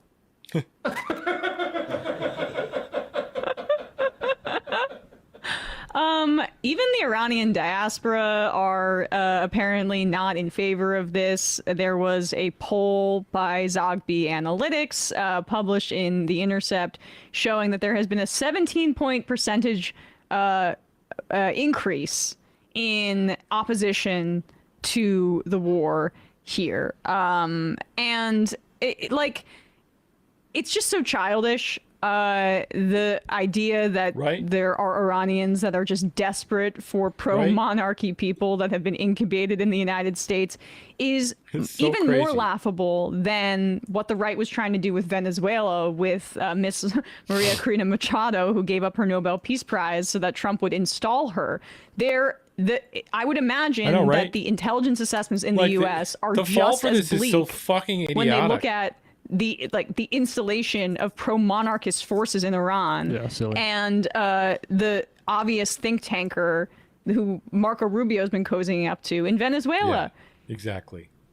I mean, can we treat these people like human beings that have dynamic political forces within their own nation states that have critical thought, or are we just going to be like dumb think tank, racist Western capitalists that use motivated reasoning and treat people like animals to justify what they want? It's sort of the culmination of a long history of using diasporas to speak for countries that we want to invade.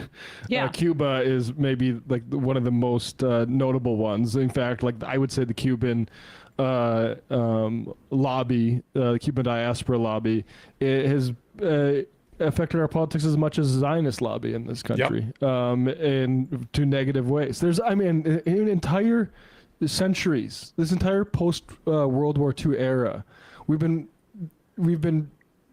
embarking on these sort of nationalistic or revanchist projects where it's like, let's try to get Cuba back for the Cubans. Right. So let's do all these assassination attempts on this giant island just off the coast of Florida.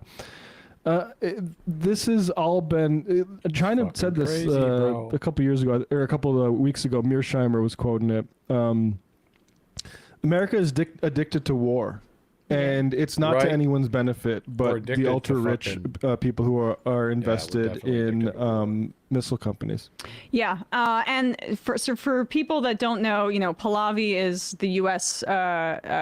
Pick to be the pro-monarchy, pro-capitalist coup leader if this were ever to happen. But we know that because democracy, as we slaughter the people that we're supposedly so benevolently caring for. Pahlavi put out a statement about 30 minutes ago, and our friend Seamus Malafak-Sali points out that in this statement he says absolutely nothing about Trump saying that he's going to destroy Iran's civilization, threatening to essentially nuke them, and put out a statement about how the Iranian military should honor their civilizational heirs and defect and support the protesters. Wow. You know how you can really endear yourself to the population of people that you're trying to undemocratically take over when the Shah and the monarchy was wildly reviled and understood to be a Western cutout, is to not acknowledge when the president of the United States says we may commit genocide against your country tonight. Oh, hell yeah. That's the strong leadership that Iran is just desperately looking to topple their government for. And this is the complete senselessness of this entire thing, because we do these missile strikes that kill the Ayatollah. And then we say, now it's time, Iran, rise up. Yeah. And also we want the Kurds to do the fighting for us. But also we want Pahlavi to be in charge. And Pahlavi wastes absolutely zero time and says any separatist movements, the Kurds, need to be suppressed in this moment. so immediately undercutting any notion that there's going to be any kind of like diaspora reform. folks would have wanted about any regime change in any direction. And I think it is gross. He's right. To want America to come bomb your country and bring back a monarchist. And I'm sorry, I'm sure some people in diaspora had well-meaning reasons for wanting that. But I also have seen really nasty stuff from those types of folks, monarchists, in the past few years, trying to cover Iran sensibly as our country demonizes them, leading up to this. Exactly this reason. So like, it's nice of her to say that there's like well-meaning skepticism about that. No, it was not well-meaning. It was well-meaning, but it was also right. You gave license to a Hitlerian war criminal. Sorry for mentioning that, Trump, to bomb your country. Hey, folks, don't forget to hit the subscribe button and check out our daily show. We do it every day at 12 p.m. Eastern for about 2.5 hours. We even take phone calls. Wow. You should check that out. Next. I don't know, chat. What do you think? What's up, y'all? Welcome to the show. Hope everybody out there is having a great day. Before I even begin, let me just say, go Knicks. Can I get a go Knicks in the comment section? Let's go Knicks. Can y'all hit me with a go Knicks? Last time they got this far was 1999 when I was just a boy. I was just a wee lad at the time. Yeah. I'd like to see my New York Knicks win a champion. It's cool. I don't know, man. I'm all emotional. I'm all emotional about this. But we got a lot of stuff to talk about today. In just a second, we have all-out war erupting in the Middle East yet again. Crazy, Iranian missiles are raining down on 3 different countries. Air sirens are wailing all over the place. They're releasing statements about how we will crush the enemy. The United States, of course, was the one that attacked them first. Yet again, we'll dive into all of this. We also have Bernie Sanders cooking some MAGA trolls to their face as they protest on the street. Needless to say, the protest backfired spectacularly. We also have MAGA panicking as one of their congresspeople posts a very openly homophobic tweet. And it leads to a firestorm. It leads to an over-the-top backlash. The congressman had to delete it. You have Republican senators coming out and going, that was a little bit too far, dog. So you know they're in rough shape with their internal numbers and their polling if they're backpedaling off of something like this. Also, the Graham Plattner scandal.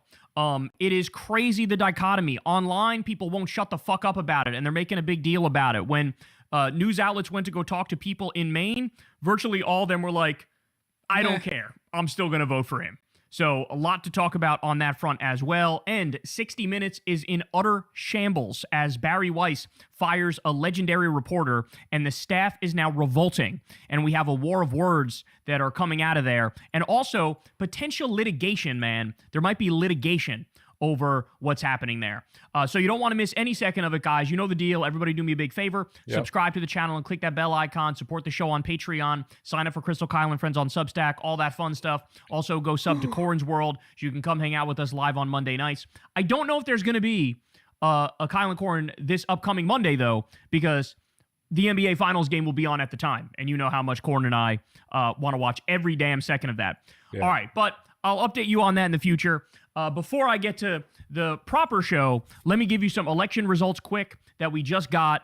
They're still rolling in as we speak, but we had an election in California. Now, when it comes to the governor of California, of course, I was backing Tom Steyer. Tom Steyer is a billionaire who hates billionaires. He's a class traitor. He was by far and away running on the most progressive platform of anybody in the race. Well, unfortunately, at this moment, and remember, this is a primary and it's a jungle primary, so the top 2 vote getters get through to the next round, which is the general election, okay?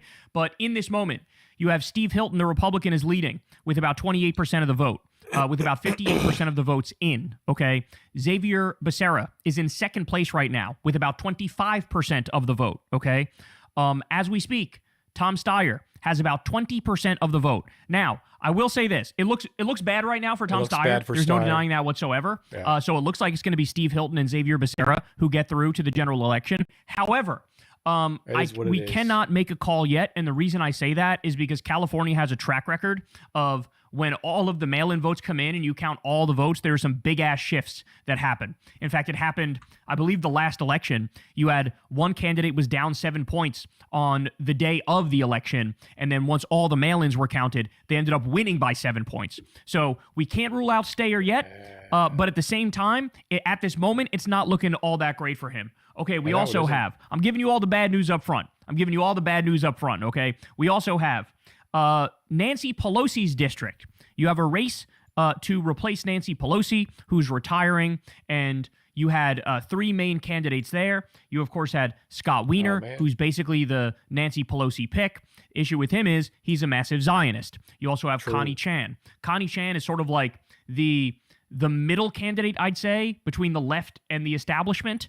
And then you also have Shoykat Chakrabarti. Shoykat was a co-founder of Justice Democrats with myself. He's definitely the progressive option. And unfortunately, in this race, it looks like it is absolutely donezo. There was a bunch of scandal over this particular race because everybody wanted AOC to endorse Shoykat, and she didn't endorse Shoykat. Bernie as well didn't endorse Shoykat. So he was kind of out there on his own. Hassan did endorse him, but no big name politician endorsements. So, as a result of that and many other factors, looks like Scott Wiener is going to get through to the general election. He's leading with 41% of the vote. Connie Chan is in second with about 28% of the vote, and Shoykat is all the way down at about 15% of the vote. And so it looks like it's going to be Connie Chan versus Scott Wiener in the general. And allow me to say up front right now, vote for Connie Chan because she is way, way less of a Zionist than Scott Wiener is. Okay, more.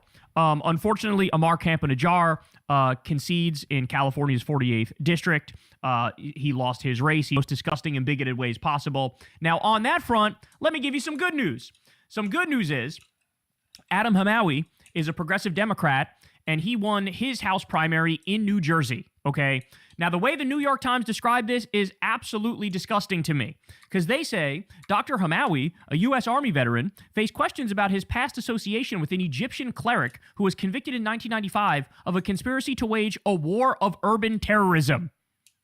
You know what he did? He was a fucking translator. Yeah. And they're trying to link him to terrorism.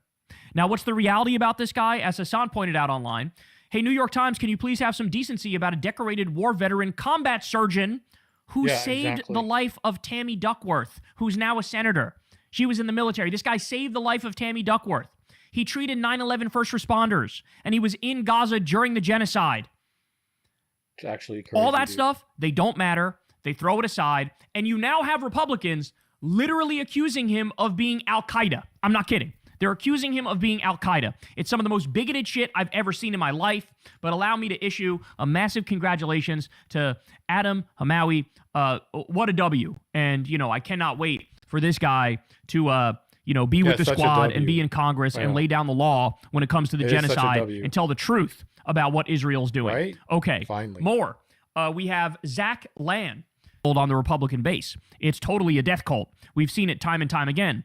That's why, Thomas Massie is no longer in Congress, for example. However, Iowa in particular is really getting hit by the brunt of Trump's terrible policies, right? All the farmers in Iowa are being obliterated by Trump's tariffs, by his illegal war against Iran, by the Strait of Hormuz being shut, by his policies when it comes to beef, allowing in beef from Argentina and undercutting our own people. So they're being hammered, and this appears to be a bit of a revolt against the Trump-backed Republican. So that's a big deal. It's the Republican Party reasserting itself, the old school Republican Party reasserting itself over MAGA, in a sense, in Iowa. Again, that's colossal right there, guys. And then finally, what I'll give you is this. The good news, not only is Adam Hamawi and what I just told you here about Iowa, we also have Sam Forstog was a Bernie-endorsed candidate. He won.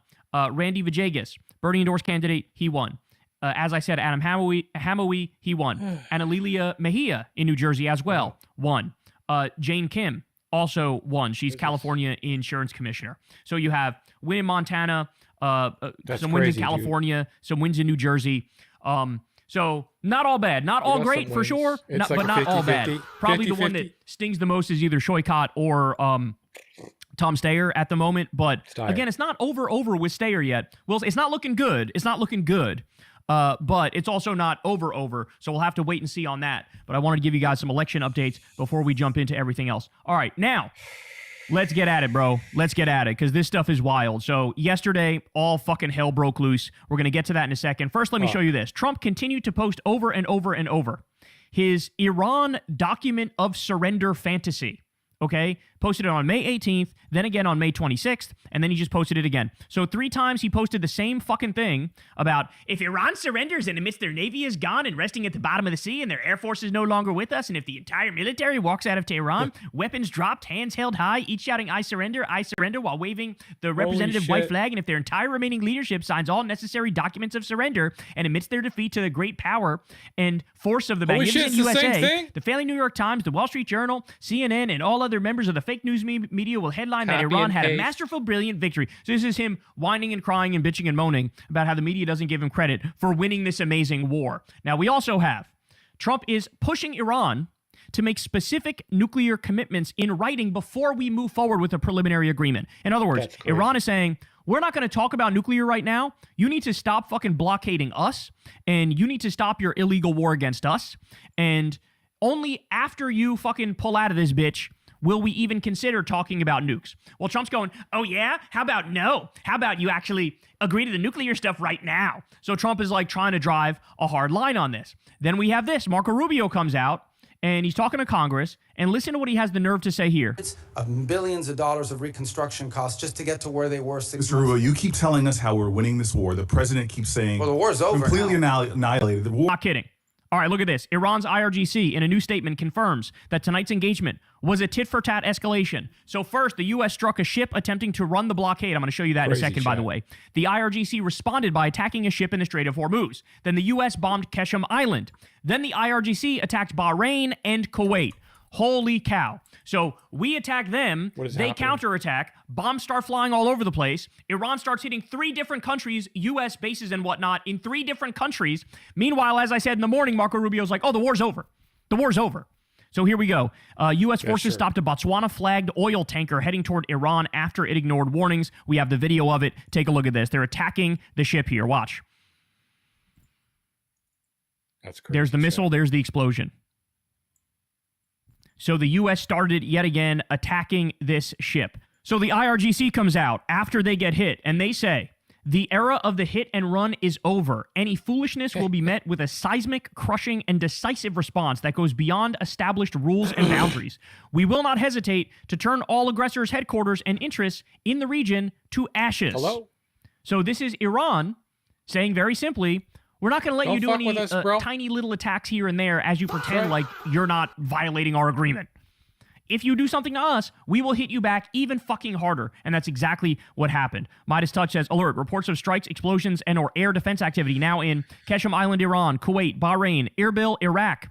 Iranian missiles and drones are reportedly targeting multiple locations across the region as the conflict continues to escalate. By the way, I should also point out that in Iraq, you had multiple, we have no control. I believe it was 2 different U.S. soldiers and or contractors who were killed within the past week. And it appears like the U.S. government is hiding that fact. It appears like they're trying to act like that didn't happen or that Iran certainly isn't responsible for it, when all the evidence seems to indicate there was an attack there and it perhaps was them.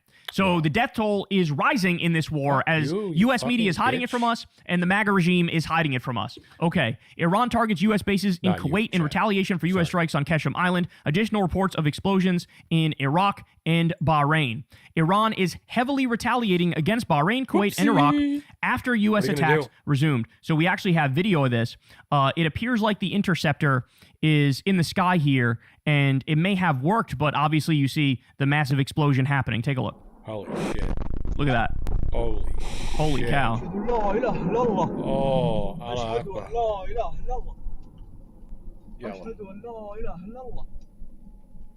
Well, that's terrifying. That's terrifying. Then we have this: Kuwait under attack of ballistic missiles by the Islamic Republic of Iran as the IRGC and U.S. clash in Hormuz. Here we go.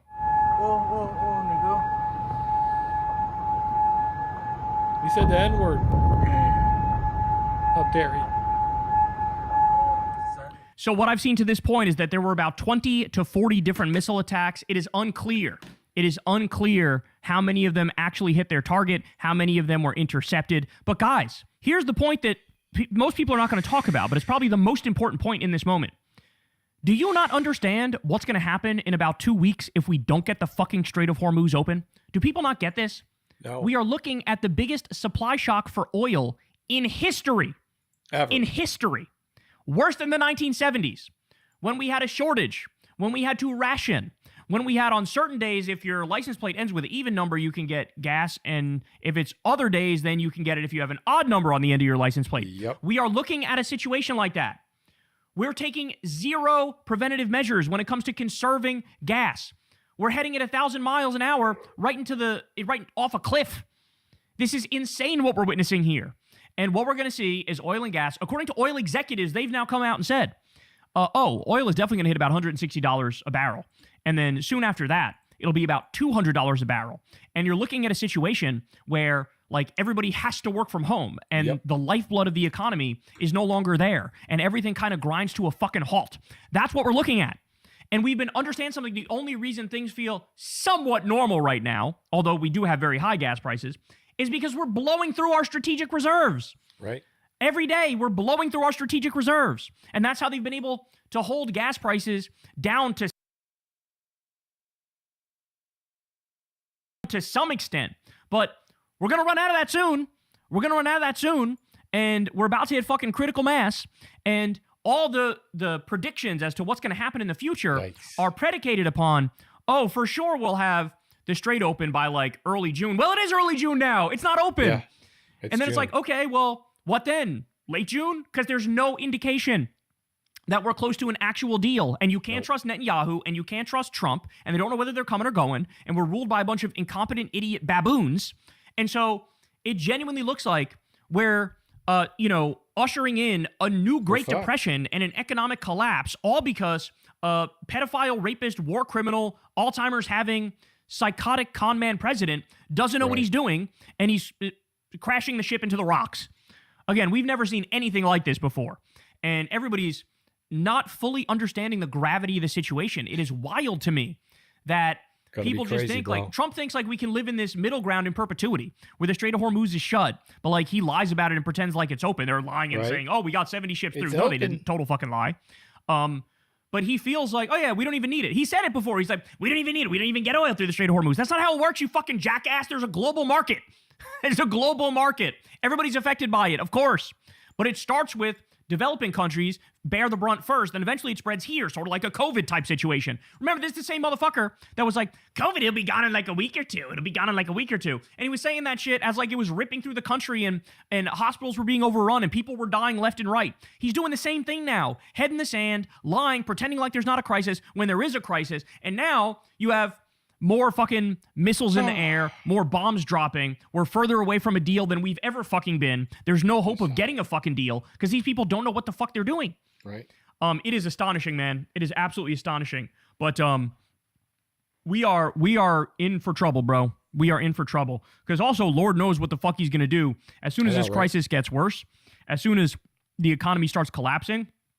Is he liable to panic and try to drop a fucking Moab or a nuke or use chemical weapons or biological weapons on Iran, thinking like, that'll make him surrender? And then, of course, it fucking won't. And it'll only make the situation worse. And it'll only make us a global pariah in a way that even to this point, we haven't been so far.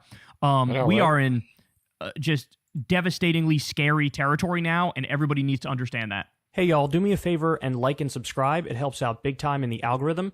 Click the bell as well for notifications when videos drop. And watch that video on screen right now. Okay, bitch. Are you doing something? Oh. Fuck.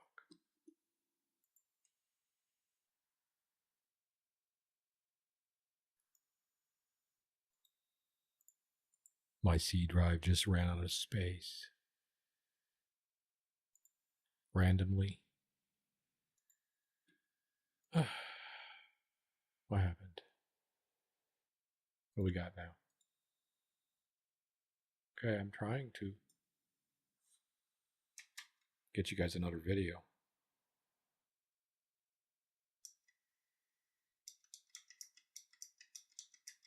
Kind of wrecking my vibe though. fuck off.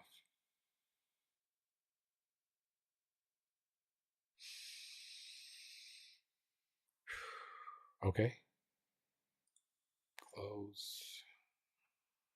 I don't think they like me very much. Is that all the videos I got?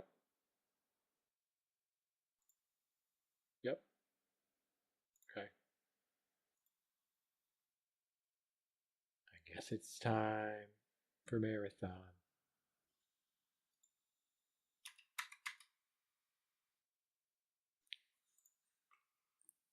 Time for marathon, folks.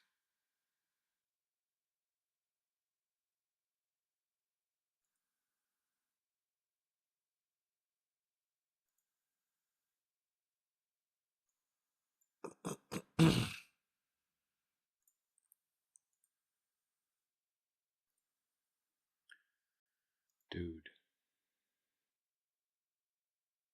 Free space, 11 gigs. Okay, that'll do for now. Jesus Christ. I was on a roll. These motherfuckers.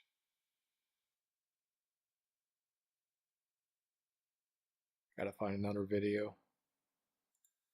That wasn't enough of a video.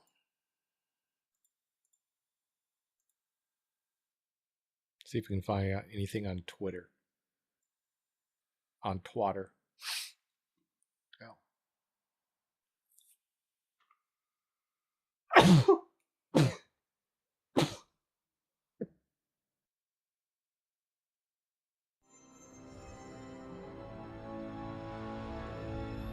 Damn allergies.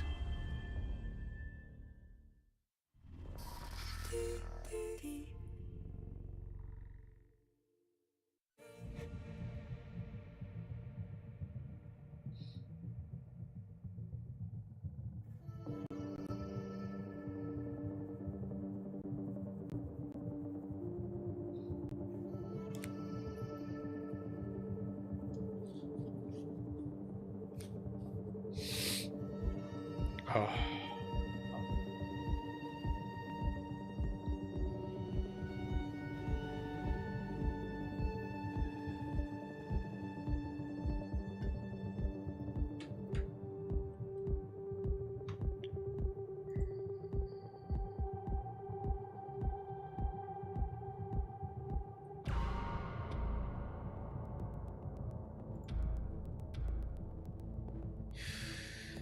Shit.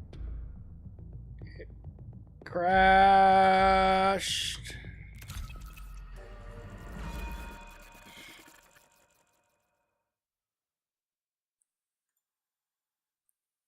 Squalor, 100 and it ends. And it leads to death, destruction, and squalor 100% of the time.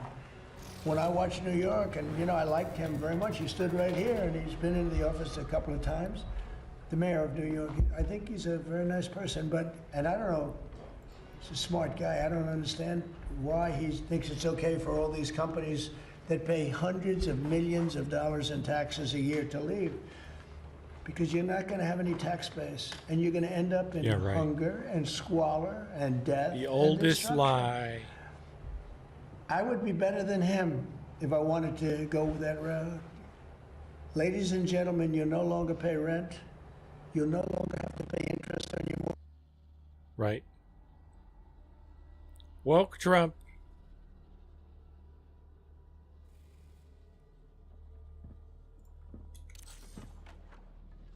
Woke Trump. That's right. Single. Just like me. Right. The fuck, bro?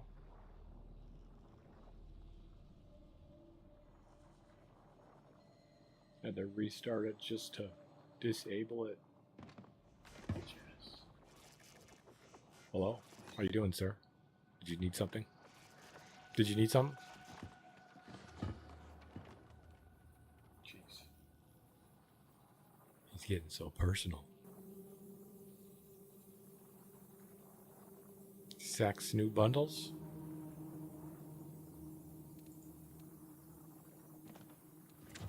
Guess it didn't play during the prescribed time, huh?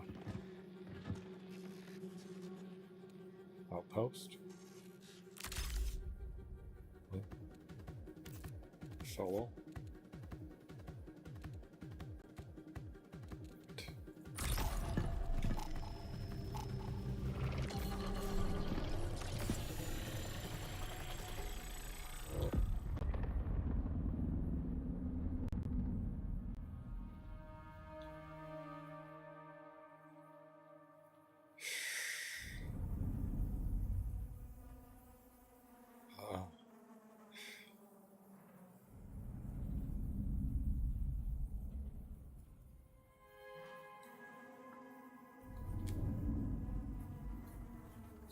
Well, let's go, chat.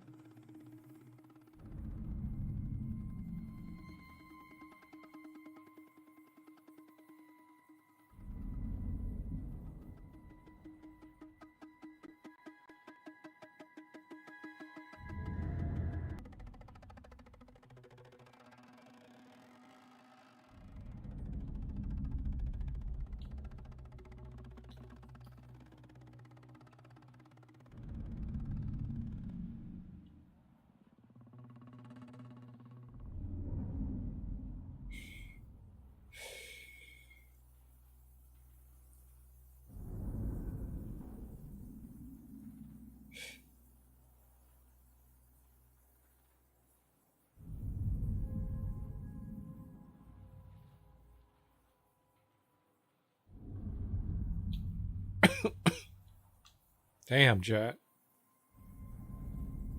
What the fuck?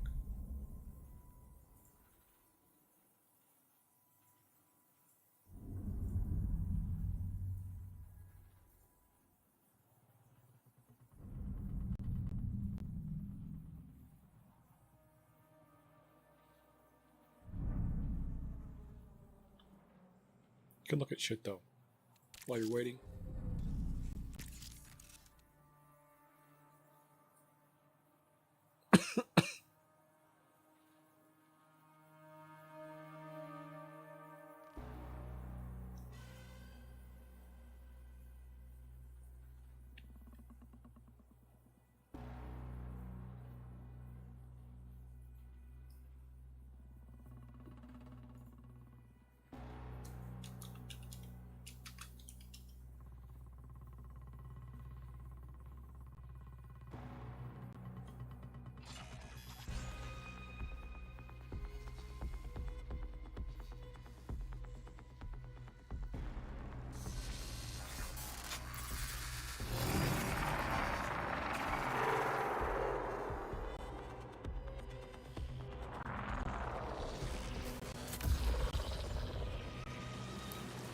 Let's go. It's dark. No server problems. I'm a rat. I'm such a rat. It's the new pistol. Looking good. Oh. Someone's battling a fucking monster.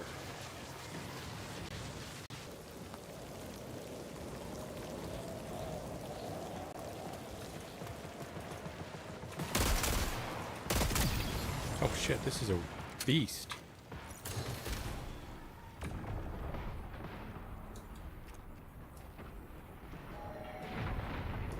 I hear another. I like this spot. Ooh, it reloads quick. He reloads quick. Holy shit.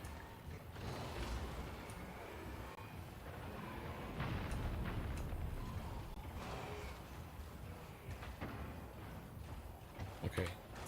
Where's my guy at? There you are.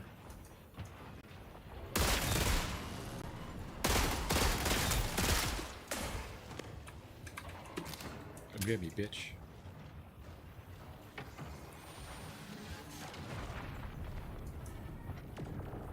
They're coming around, huh?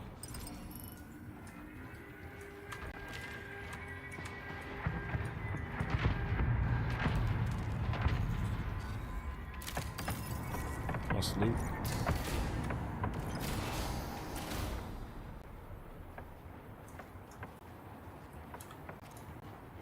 God.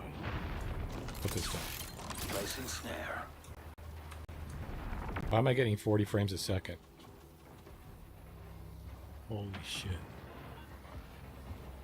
You gotta change something. Maybe my F. I don't know where anyone is. They're coming this way. Do I toss this? Okay, good. Defender out.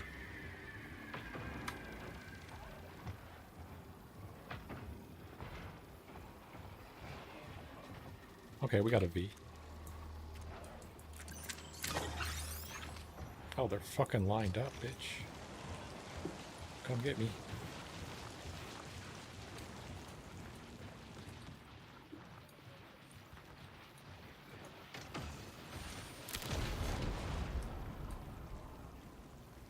Now where is he? Oh shit, you fucking bitch. He's upstairs.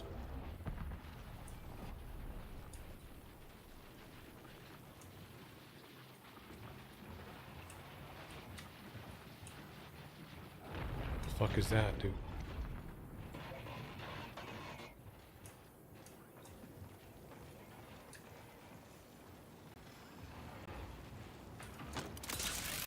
Snare set. Crap.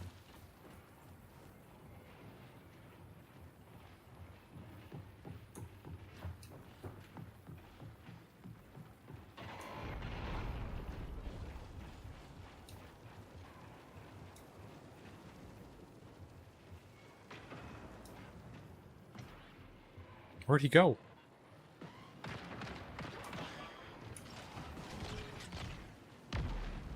Outside?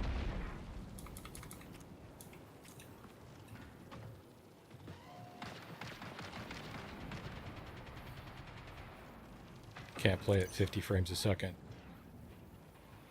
It's in a console.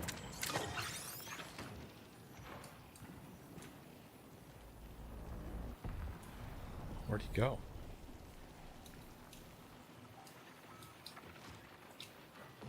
Does he not show up? He's not moving. He's not moving. Recall window will remain stable for 20 minutes. What do I have?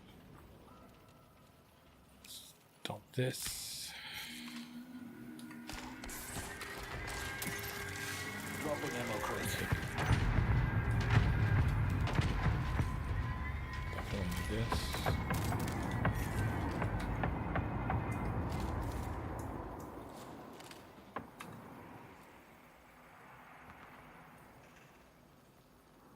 Do I have a smoke grenade?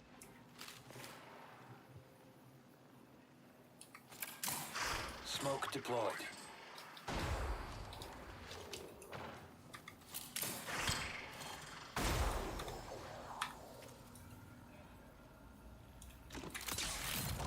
Let's see. So that's what I need. I need smokes and traps. That's cool.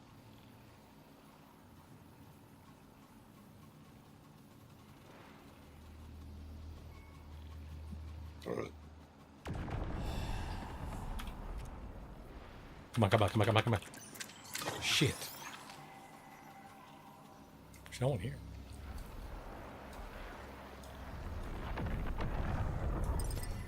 Where's this rat at? I know he's here somewhere.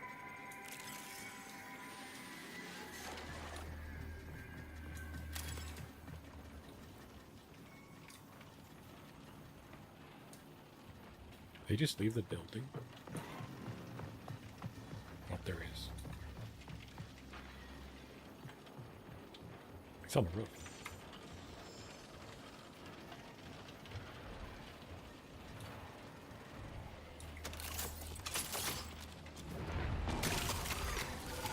Planting defender.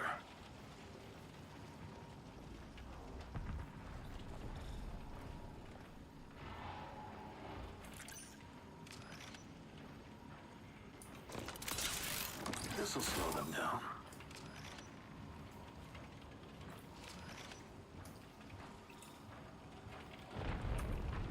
Where'd he go?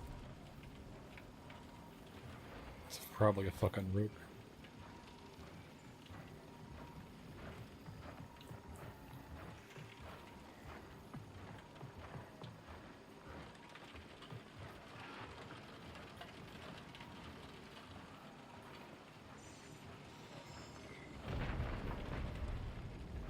He's on my left. Just below me.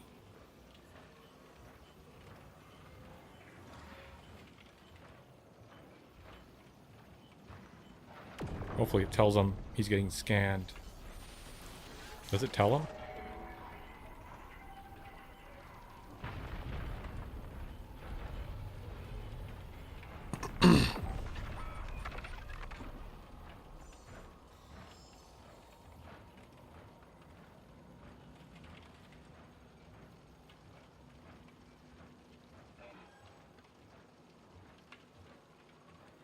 Come on, go for the bait, bitch.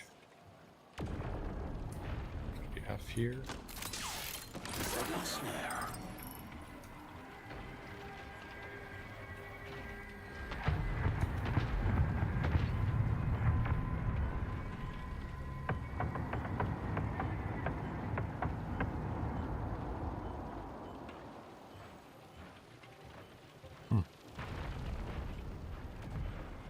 Il passò.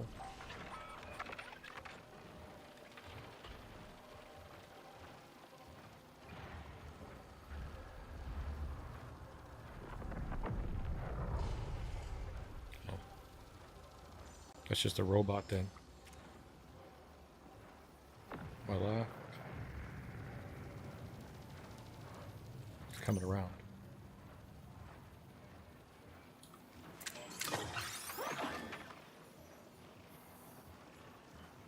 He can sense it?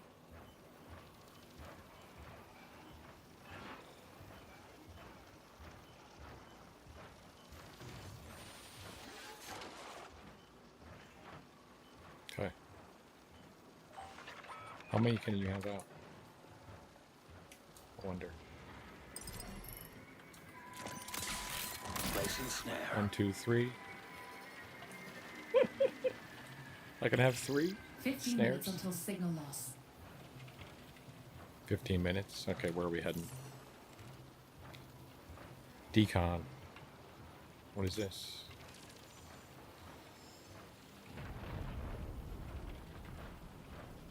Huh? I can deconstruct shit? I gotta go to decon. I did not know decon existed. Let's go. Let's go to the decon, huh?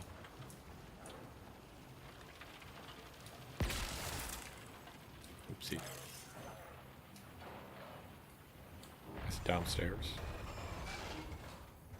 Oh, there he is.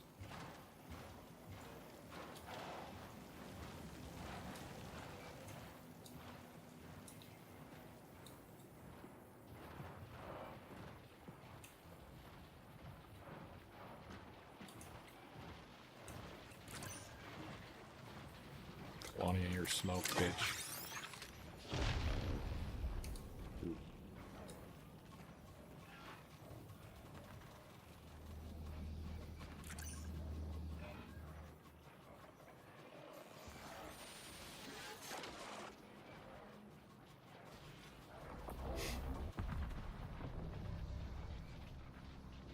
Is that a robot? Snare set.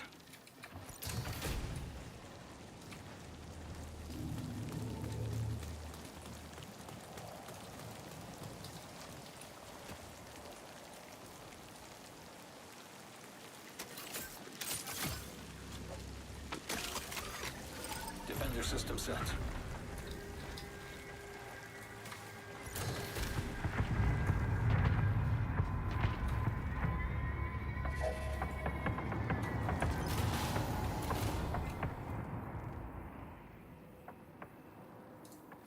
I like this new guy so far.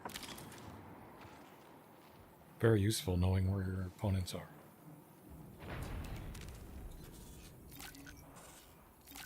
Ooh, nice. Green shit. Where's my purple? This is dark.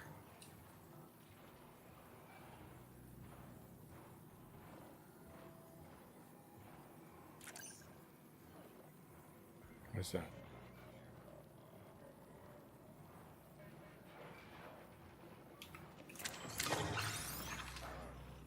Fuck.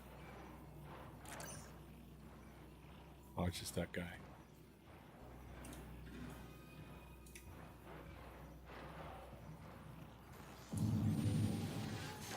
I mean, it is running at 48 frames a second, but it feels different.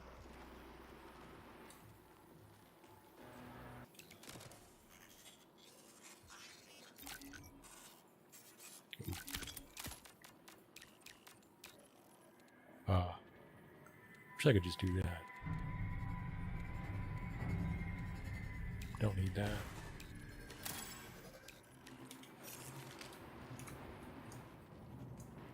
Oh, I hear a guy.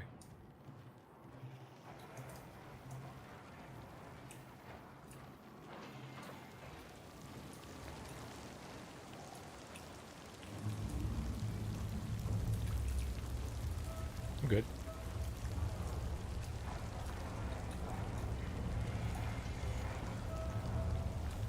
Going upstairs. Tarmac East. This looks epic though. Look. The clouds.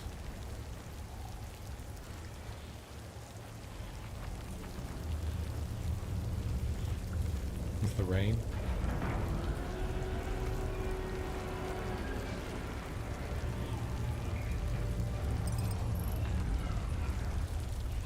Oh, someone's at Pinwheel.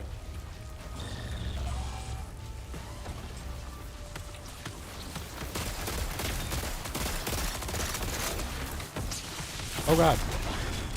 How dare you?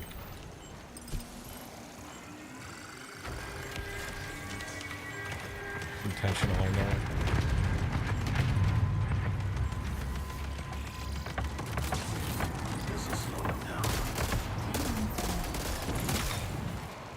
I'm toast.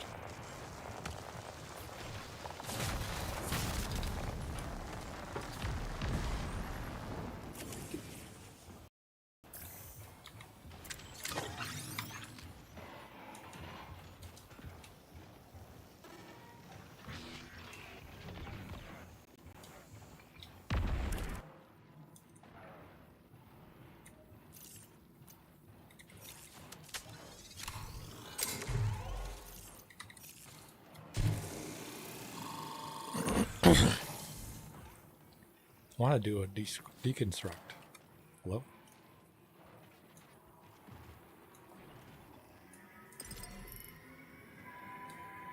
Then fucking OS.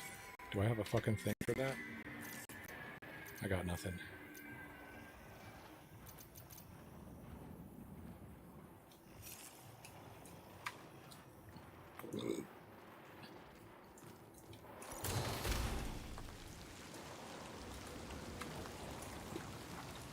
Okay. No. Oh. You gotta like stand in front of it.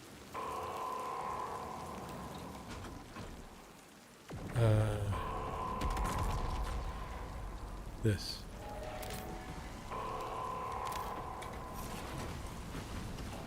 What?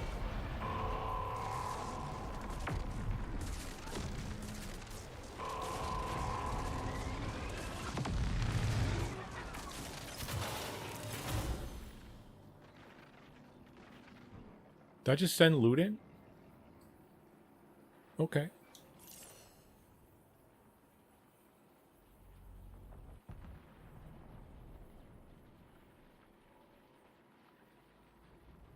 What is this? What is this? Red signal flare? Oh, okay. Cool.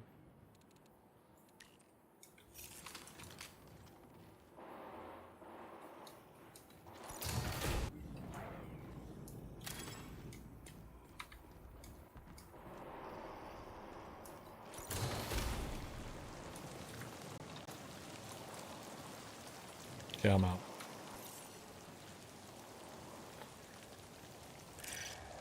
Excellent. This location. Restricted. I got a long ways to go.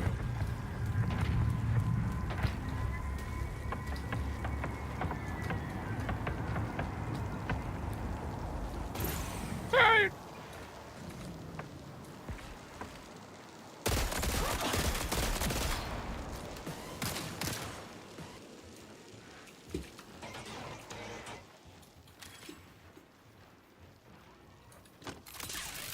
Snare set. Planting defender.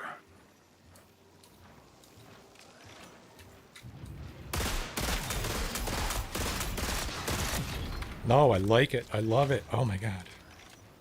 Okay. Actually needed.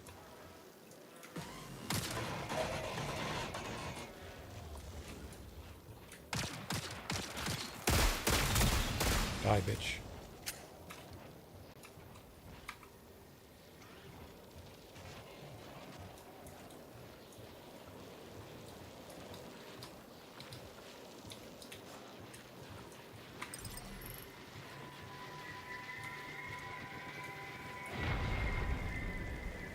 I need to go. 5 minutes.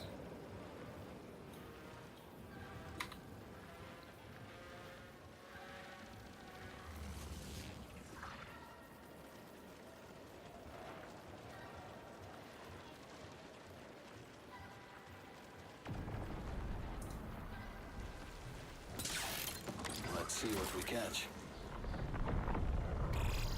Force recall in 5 minutes.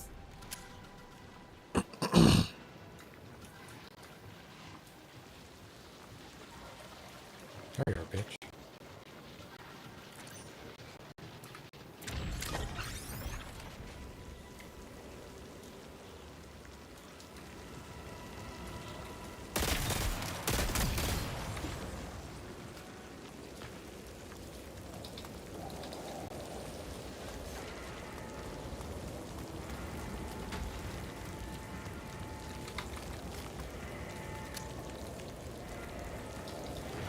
Who's following me?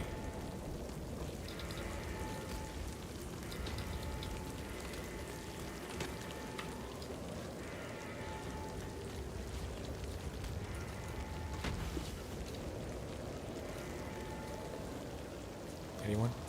Oh god, that was right on top of me. Oh, that would have hurt. God, the ambience in this game.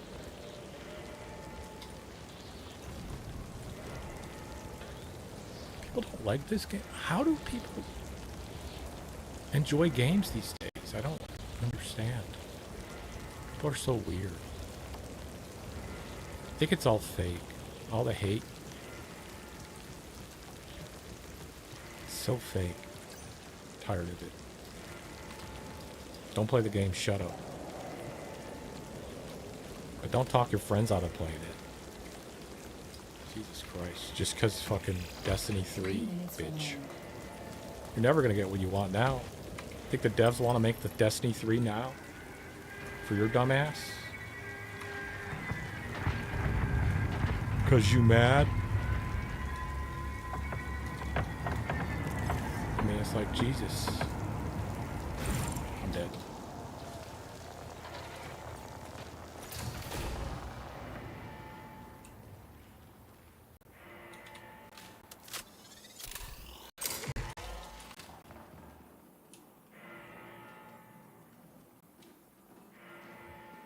We're 20 bait. Baby.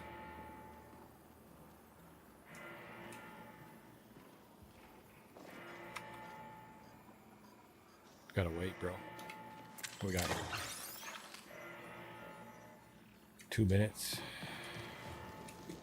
We're good.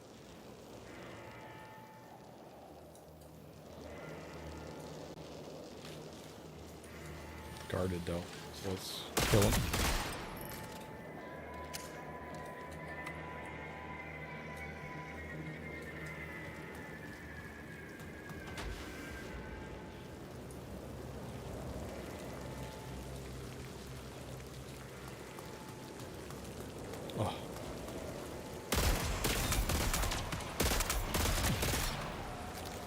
pistol's badass, actually.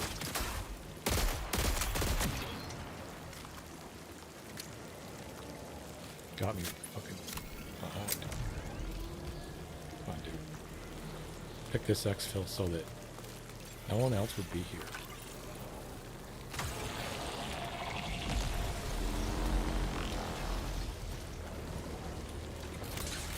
Snare set.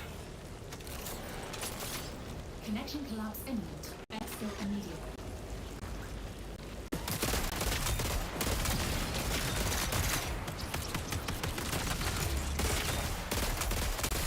God damn it.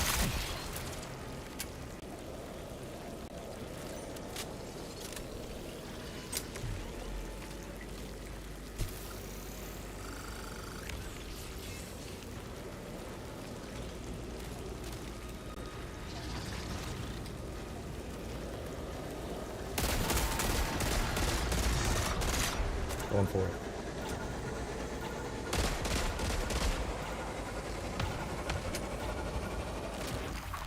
Yeah! Woo! My first exfil. Let's go.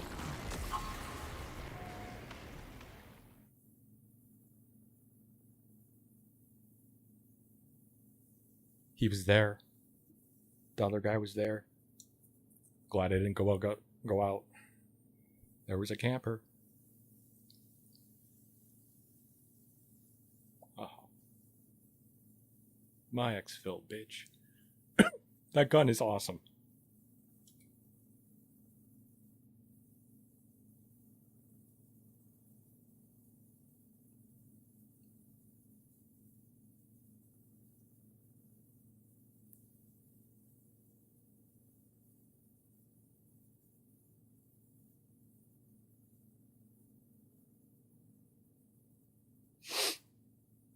Wow. Yeah, that's it, I guess. You're the last people in the game. I knew there was a fucking rat out there. Why was he waiting so... He wanted a rat? He was gonna get me. Fuck you. Ha ha.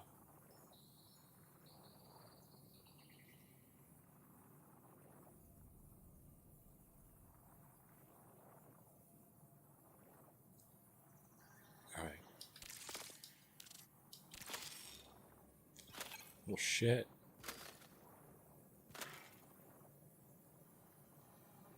$3,200? Let's go.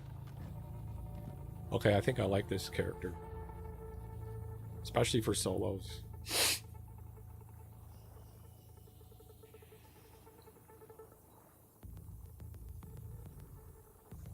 Oh, I want that suit, that sick skin.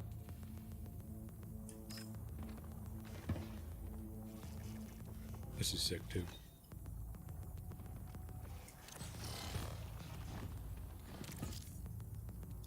Talking about this one. Retro. Can I get this, please? $16? Oh shit. I want to dox myself. What the hell's happening right now? Hate that. Please don't open that.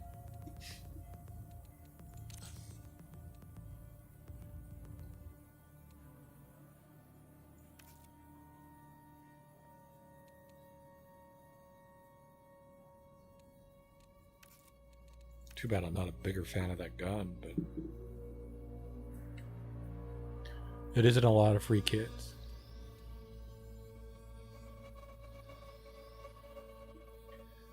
All right.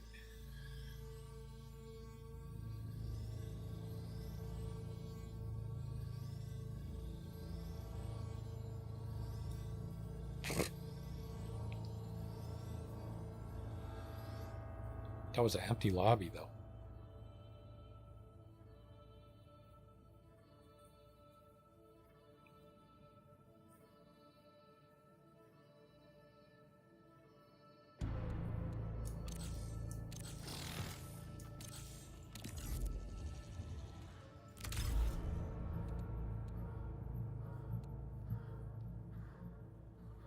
It's just giving me auto loads. Let's go. I got no complaints. Everything feels better already. Doesn't feel better? Is yes. I need to fix something. Repair. Need to fix the FPS. Yo, what is happening?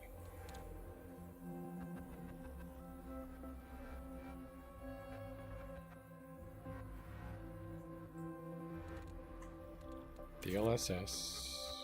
Ooh, FSR.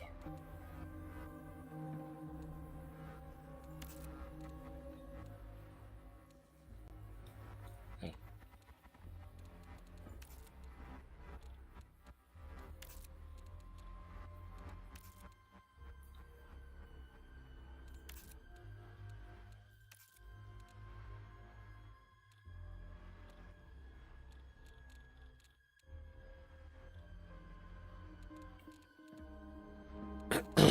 Okay.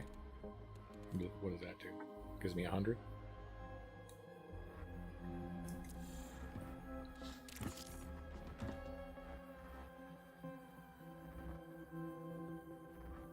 Gives me 200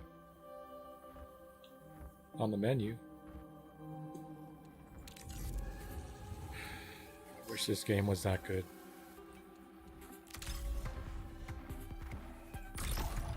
See how much we get in game.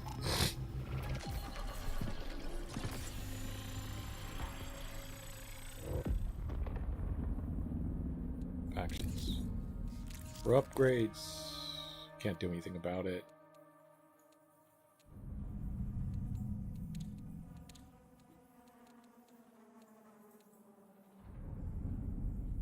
Read only. That's dumb.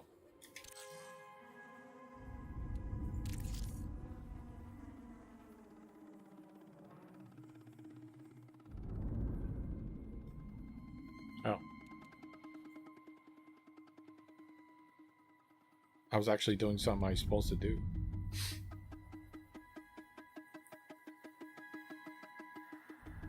Okay.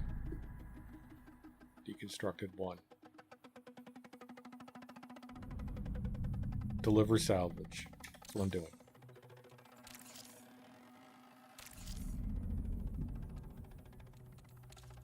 What did I do?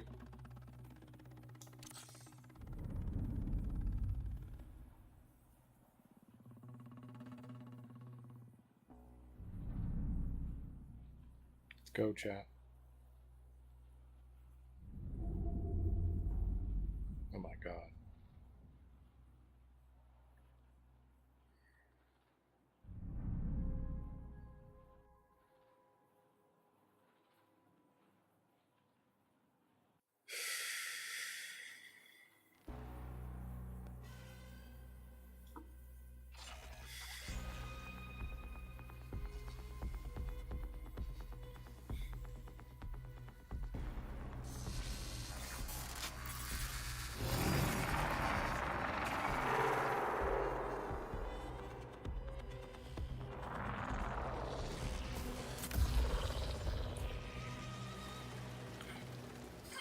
Reminder.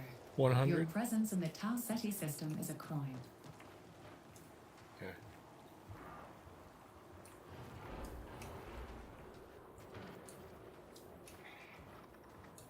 My presence is a crime. Thank you.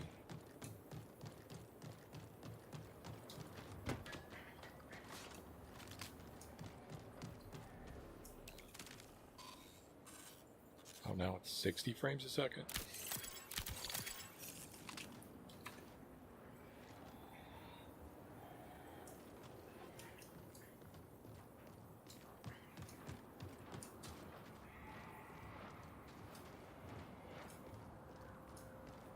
Deliver salvage to decon.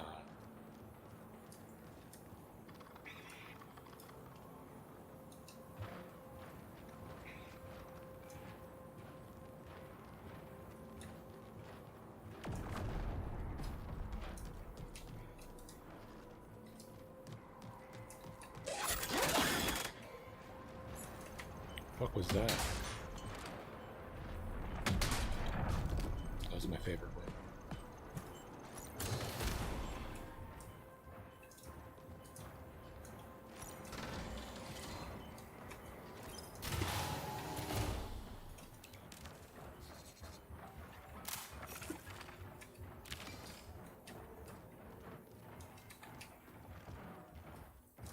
You want some of this? Come get it. This will slow them down.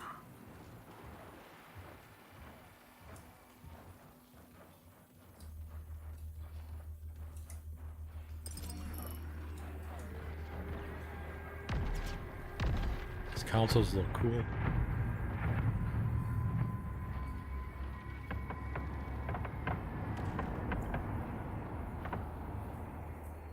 It's almost like this is a keyboard.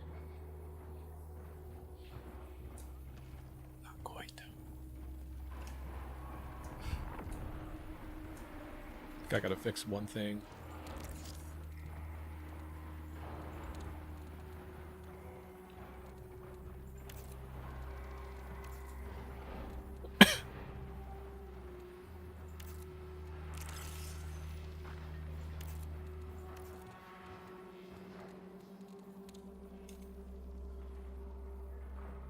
Is that better? Not really. Fuck. That is crazy.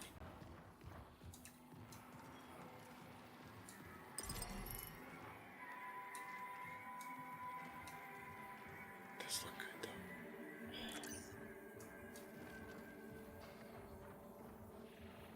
Okay, we're getting 80.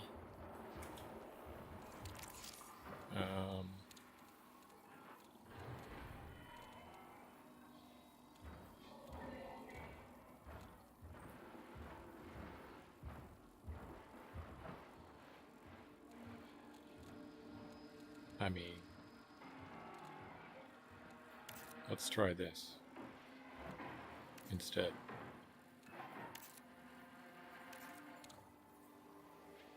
Uh-oh, I think it's going to crash. Yes, sir. Game be crashing.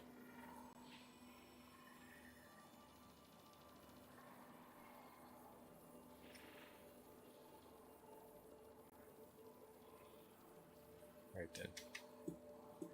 I'll do something totally different then. I gotta go soon anyway. Oh well. Thought we were gonna, you know, be able to play a game, but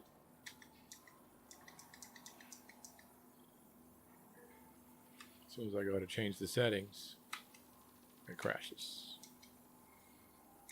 You know what? It'll probably put me back in the game.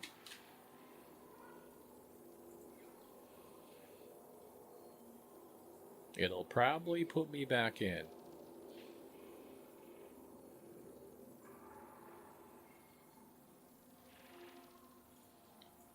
Gonna just end task.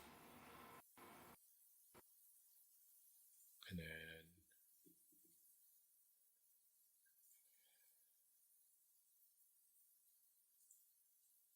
start. I remember it.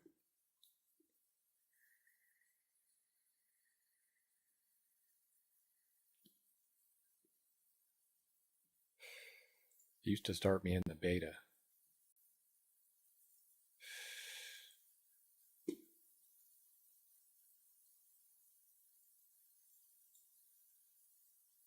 Put me back in the game.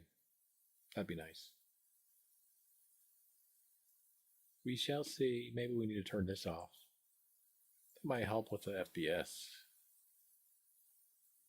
Just a little bit.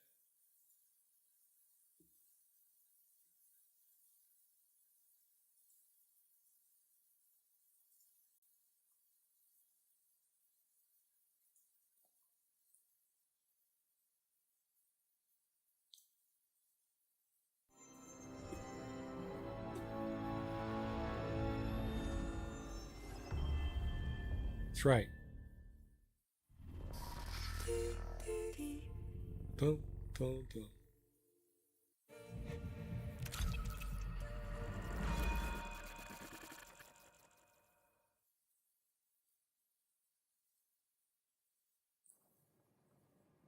It's gonna put me in, watch. You were previously in the game. Would you like to join the game? Come on. Oh yeah, reconnect. Reconnect, come on. Gimme. I was crouching. No one saw me. No one saw me. No one saw me. No one saw me. No one saw me, folks. No one saw me. That's right. That's right. No one saw me.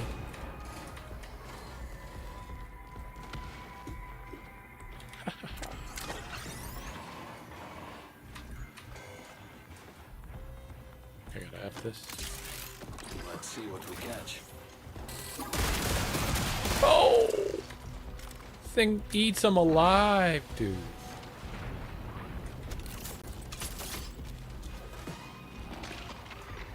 Defender active. There's not the blue ones. Yeah. They're getting mad at me, dude. They're pissed. Still not getting good FPS.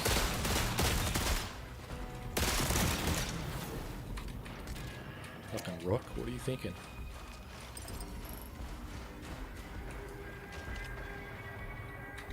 Is that a rook? He just fucking ate me? That was just a fucking...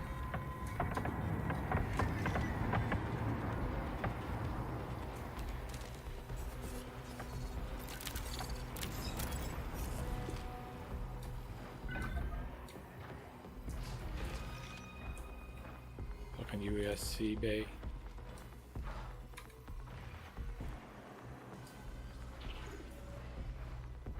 What are they?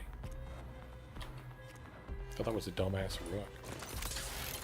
Setting snare. Where's the FPS? Haha, dumbass. Yeah, you see that blood? Is the blood new?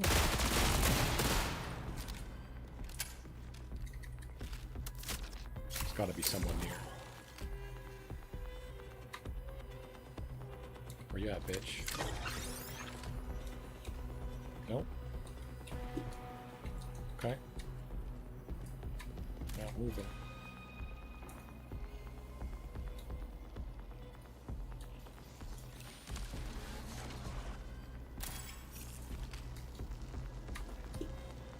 It's like he could have potentially had like 30 things. Why does he have such a good backpack? Dude, what am I doing? Hello? I have a fucking massive gun. Didn't realize it.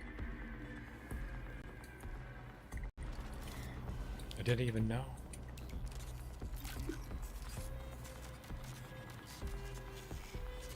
Gotta deconstruct some shit, don't we? Okay. Where's the deconstructor?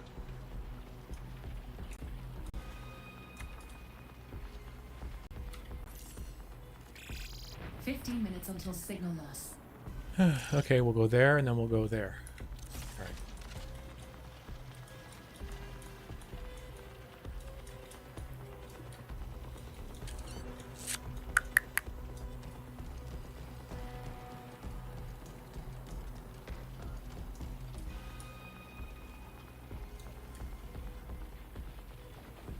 Looks good, but something weird's happening with the frames. Oh, it's the fucking server. Got server lag?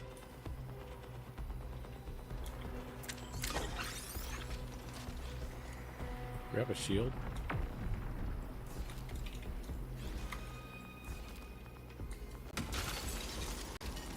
We do not.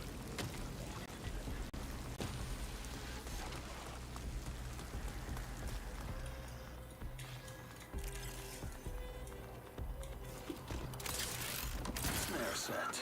Snares are fucking nice, brother. Yeah, look at that. What the fuck is that?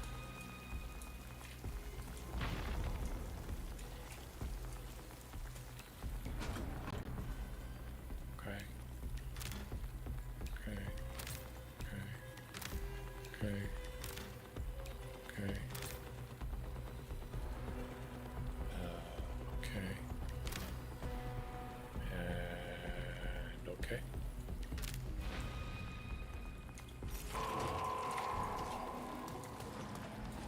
Does set off an alarm, that's crazy.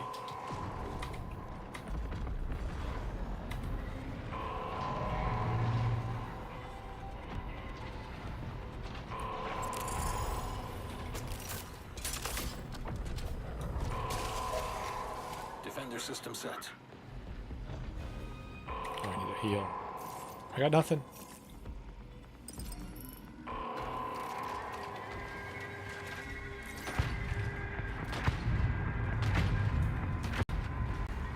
Did I get my shit?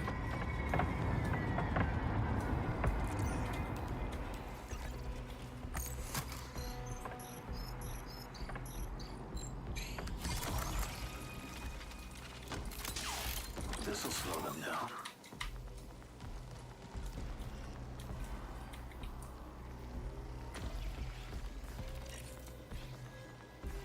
What's happening right now? Something is not right.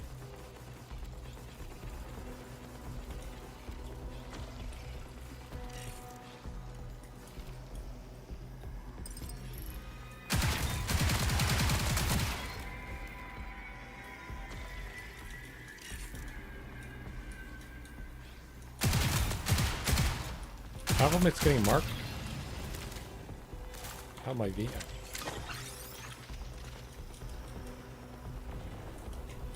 Oh, it set the scanner off for me. I see.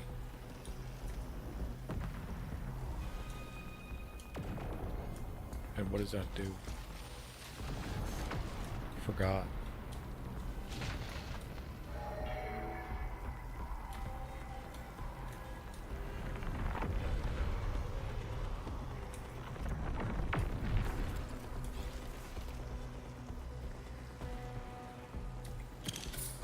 Stand back.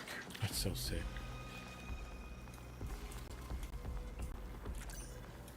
Stand back. Stand back. Let's see what we catch.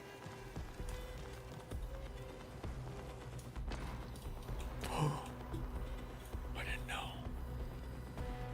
I can't duck.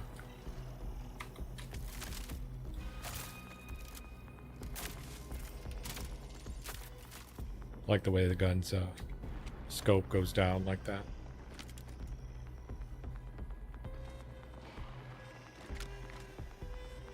Gun's clean. I don't really like these kind of guns, but like I don't like the type of gun. I like the way it looks though.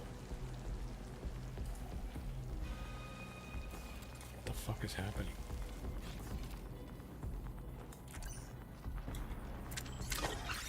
I didn't know this was even here. Forgot. I mean, I've been down here once.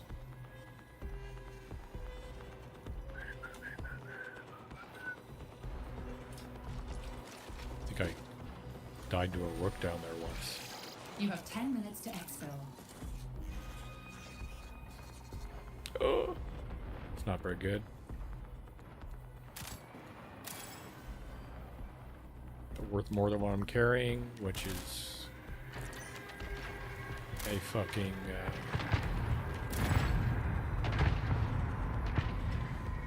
how are those worth more? Okay, fine.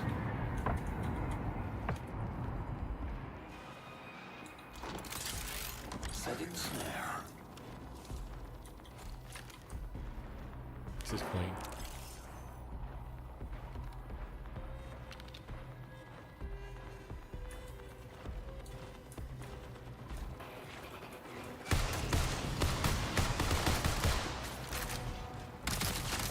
Oh shit.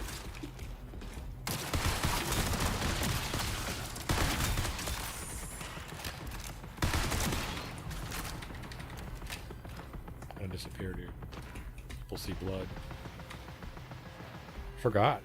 You bleed out, you bleed out. I'm dead. Defender out. Come at me, bitch. Okay. Just don't have any shields. I suck.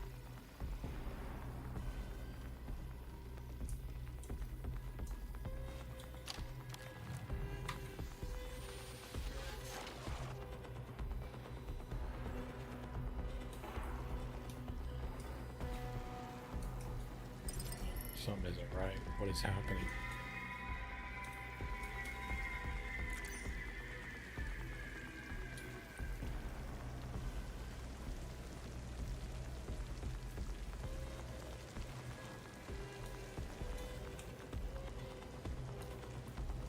I gotta just S Tagging exfil.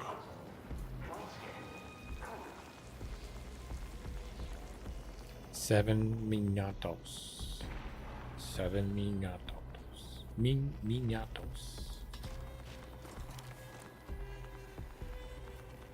I'm one shot right now. Hope you guys understand that. Gotta find a medical kit somewhere. Are we in here?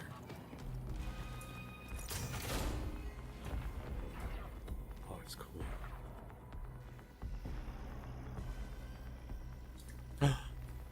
Yes.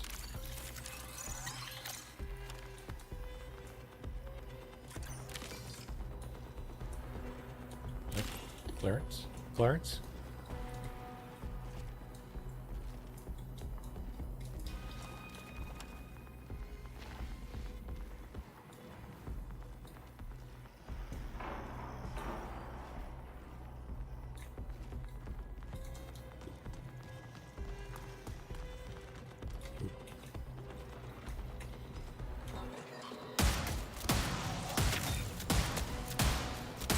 What's this gun? It's a new gun? Like a shotgun?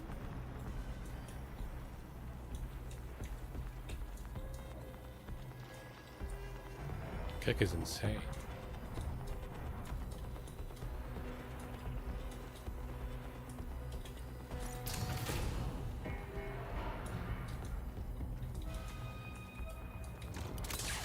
Placing snare. God, I need heals.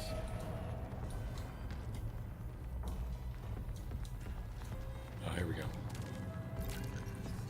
Nope.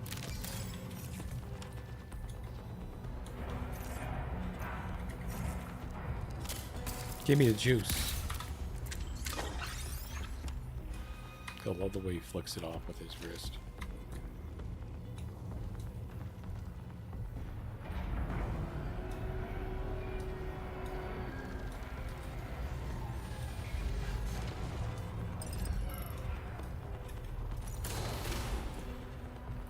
What's happening?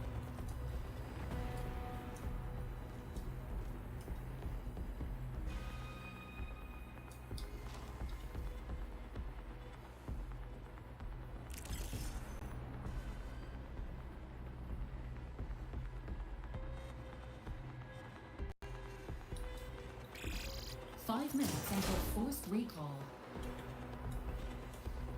I know. Don't know heals.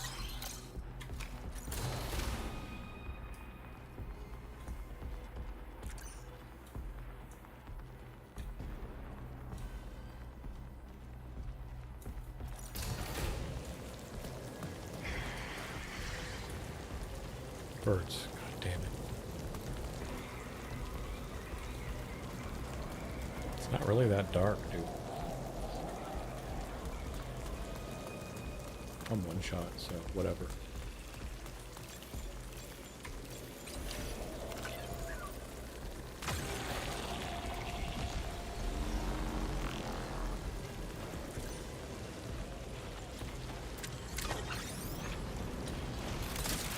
This'll slow them down.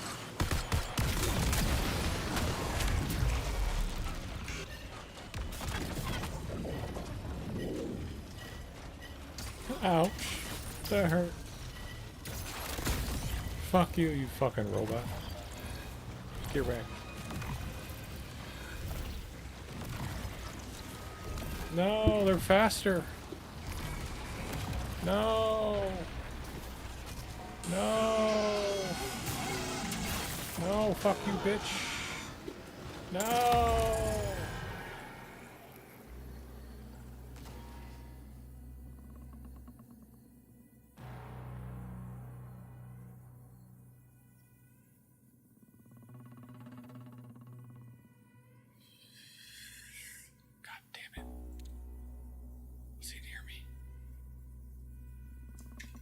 Okay then.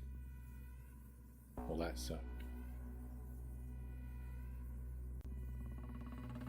Alright, we're gonna just pretend like that didn't happen.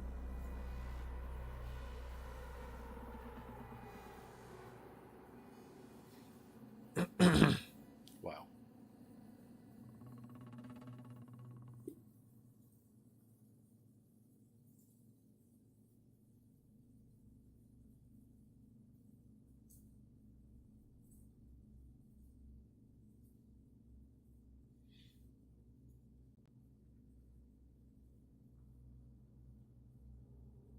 What you doing, bro? Can I get some action here?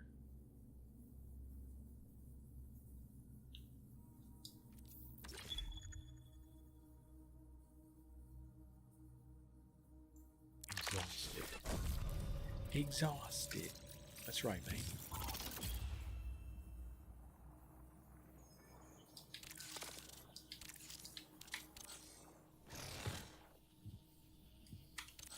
All right.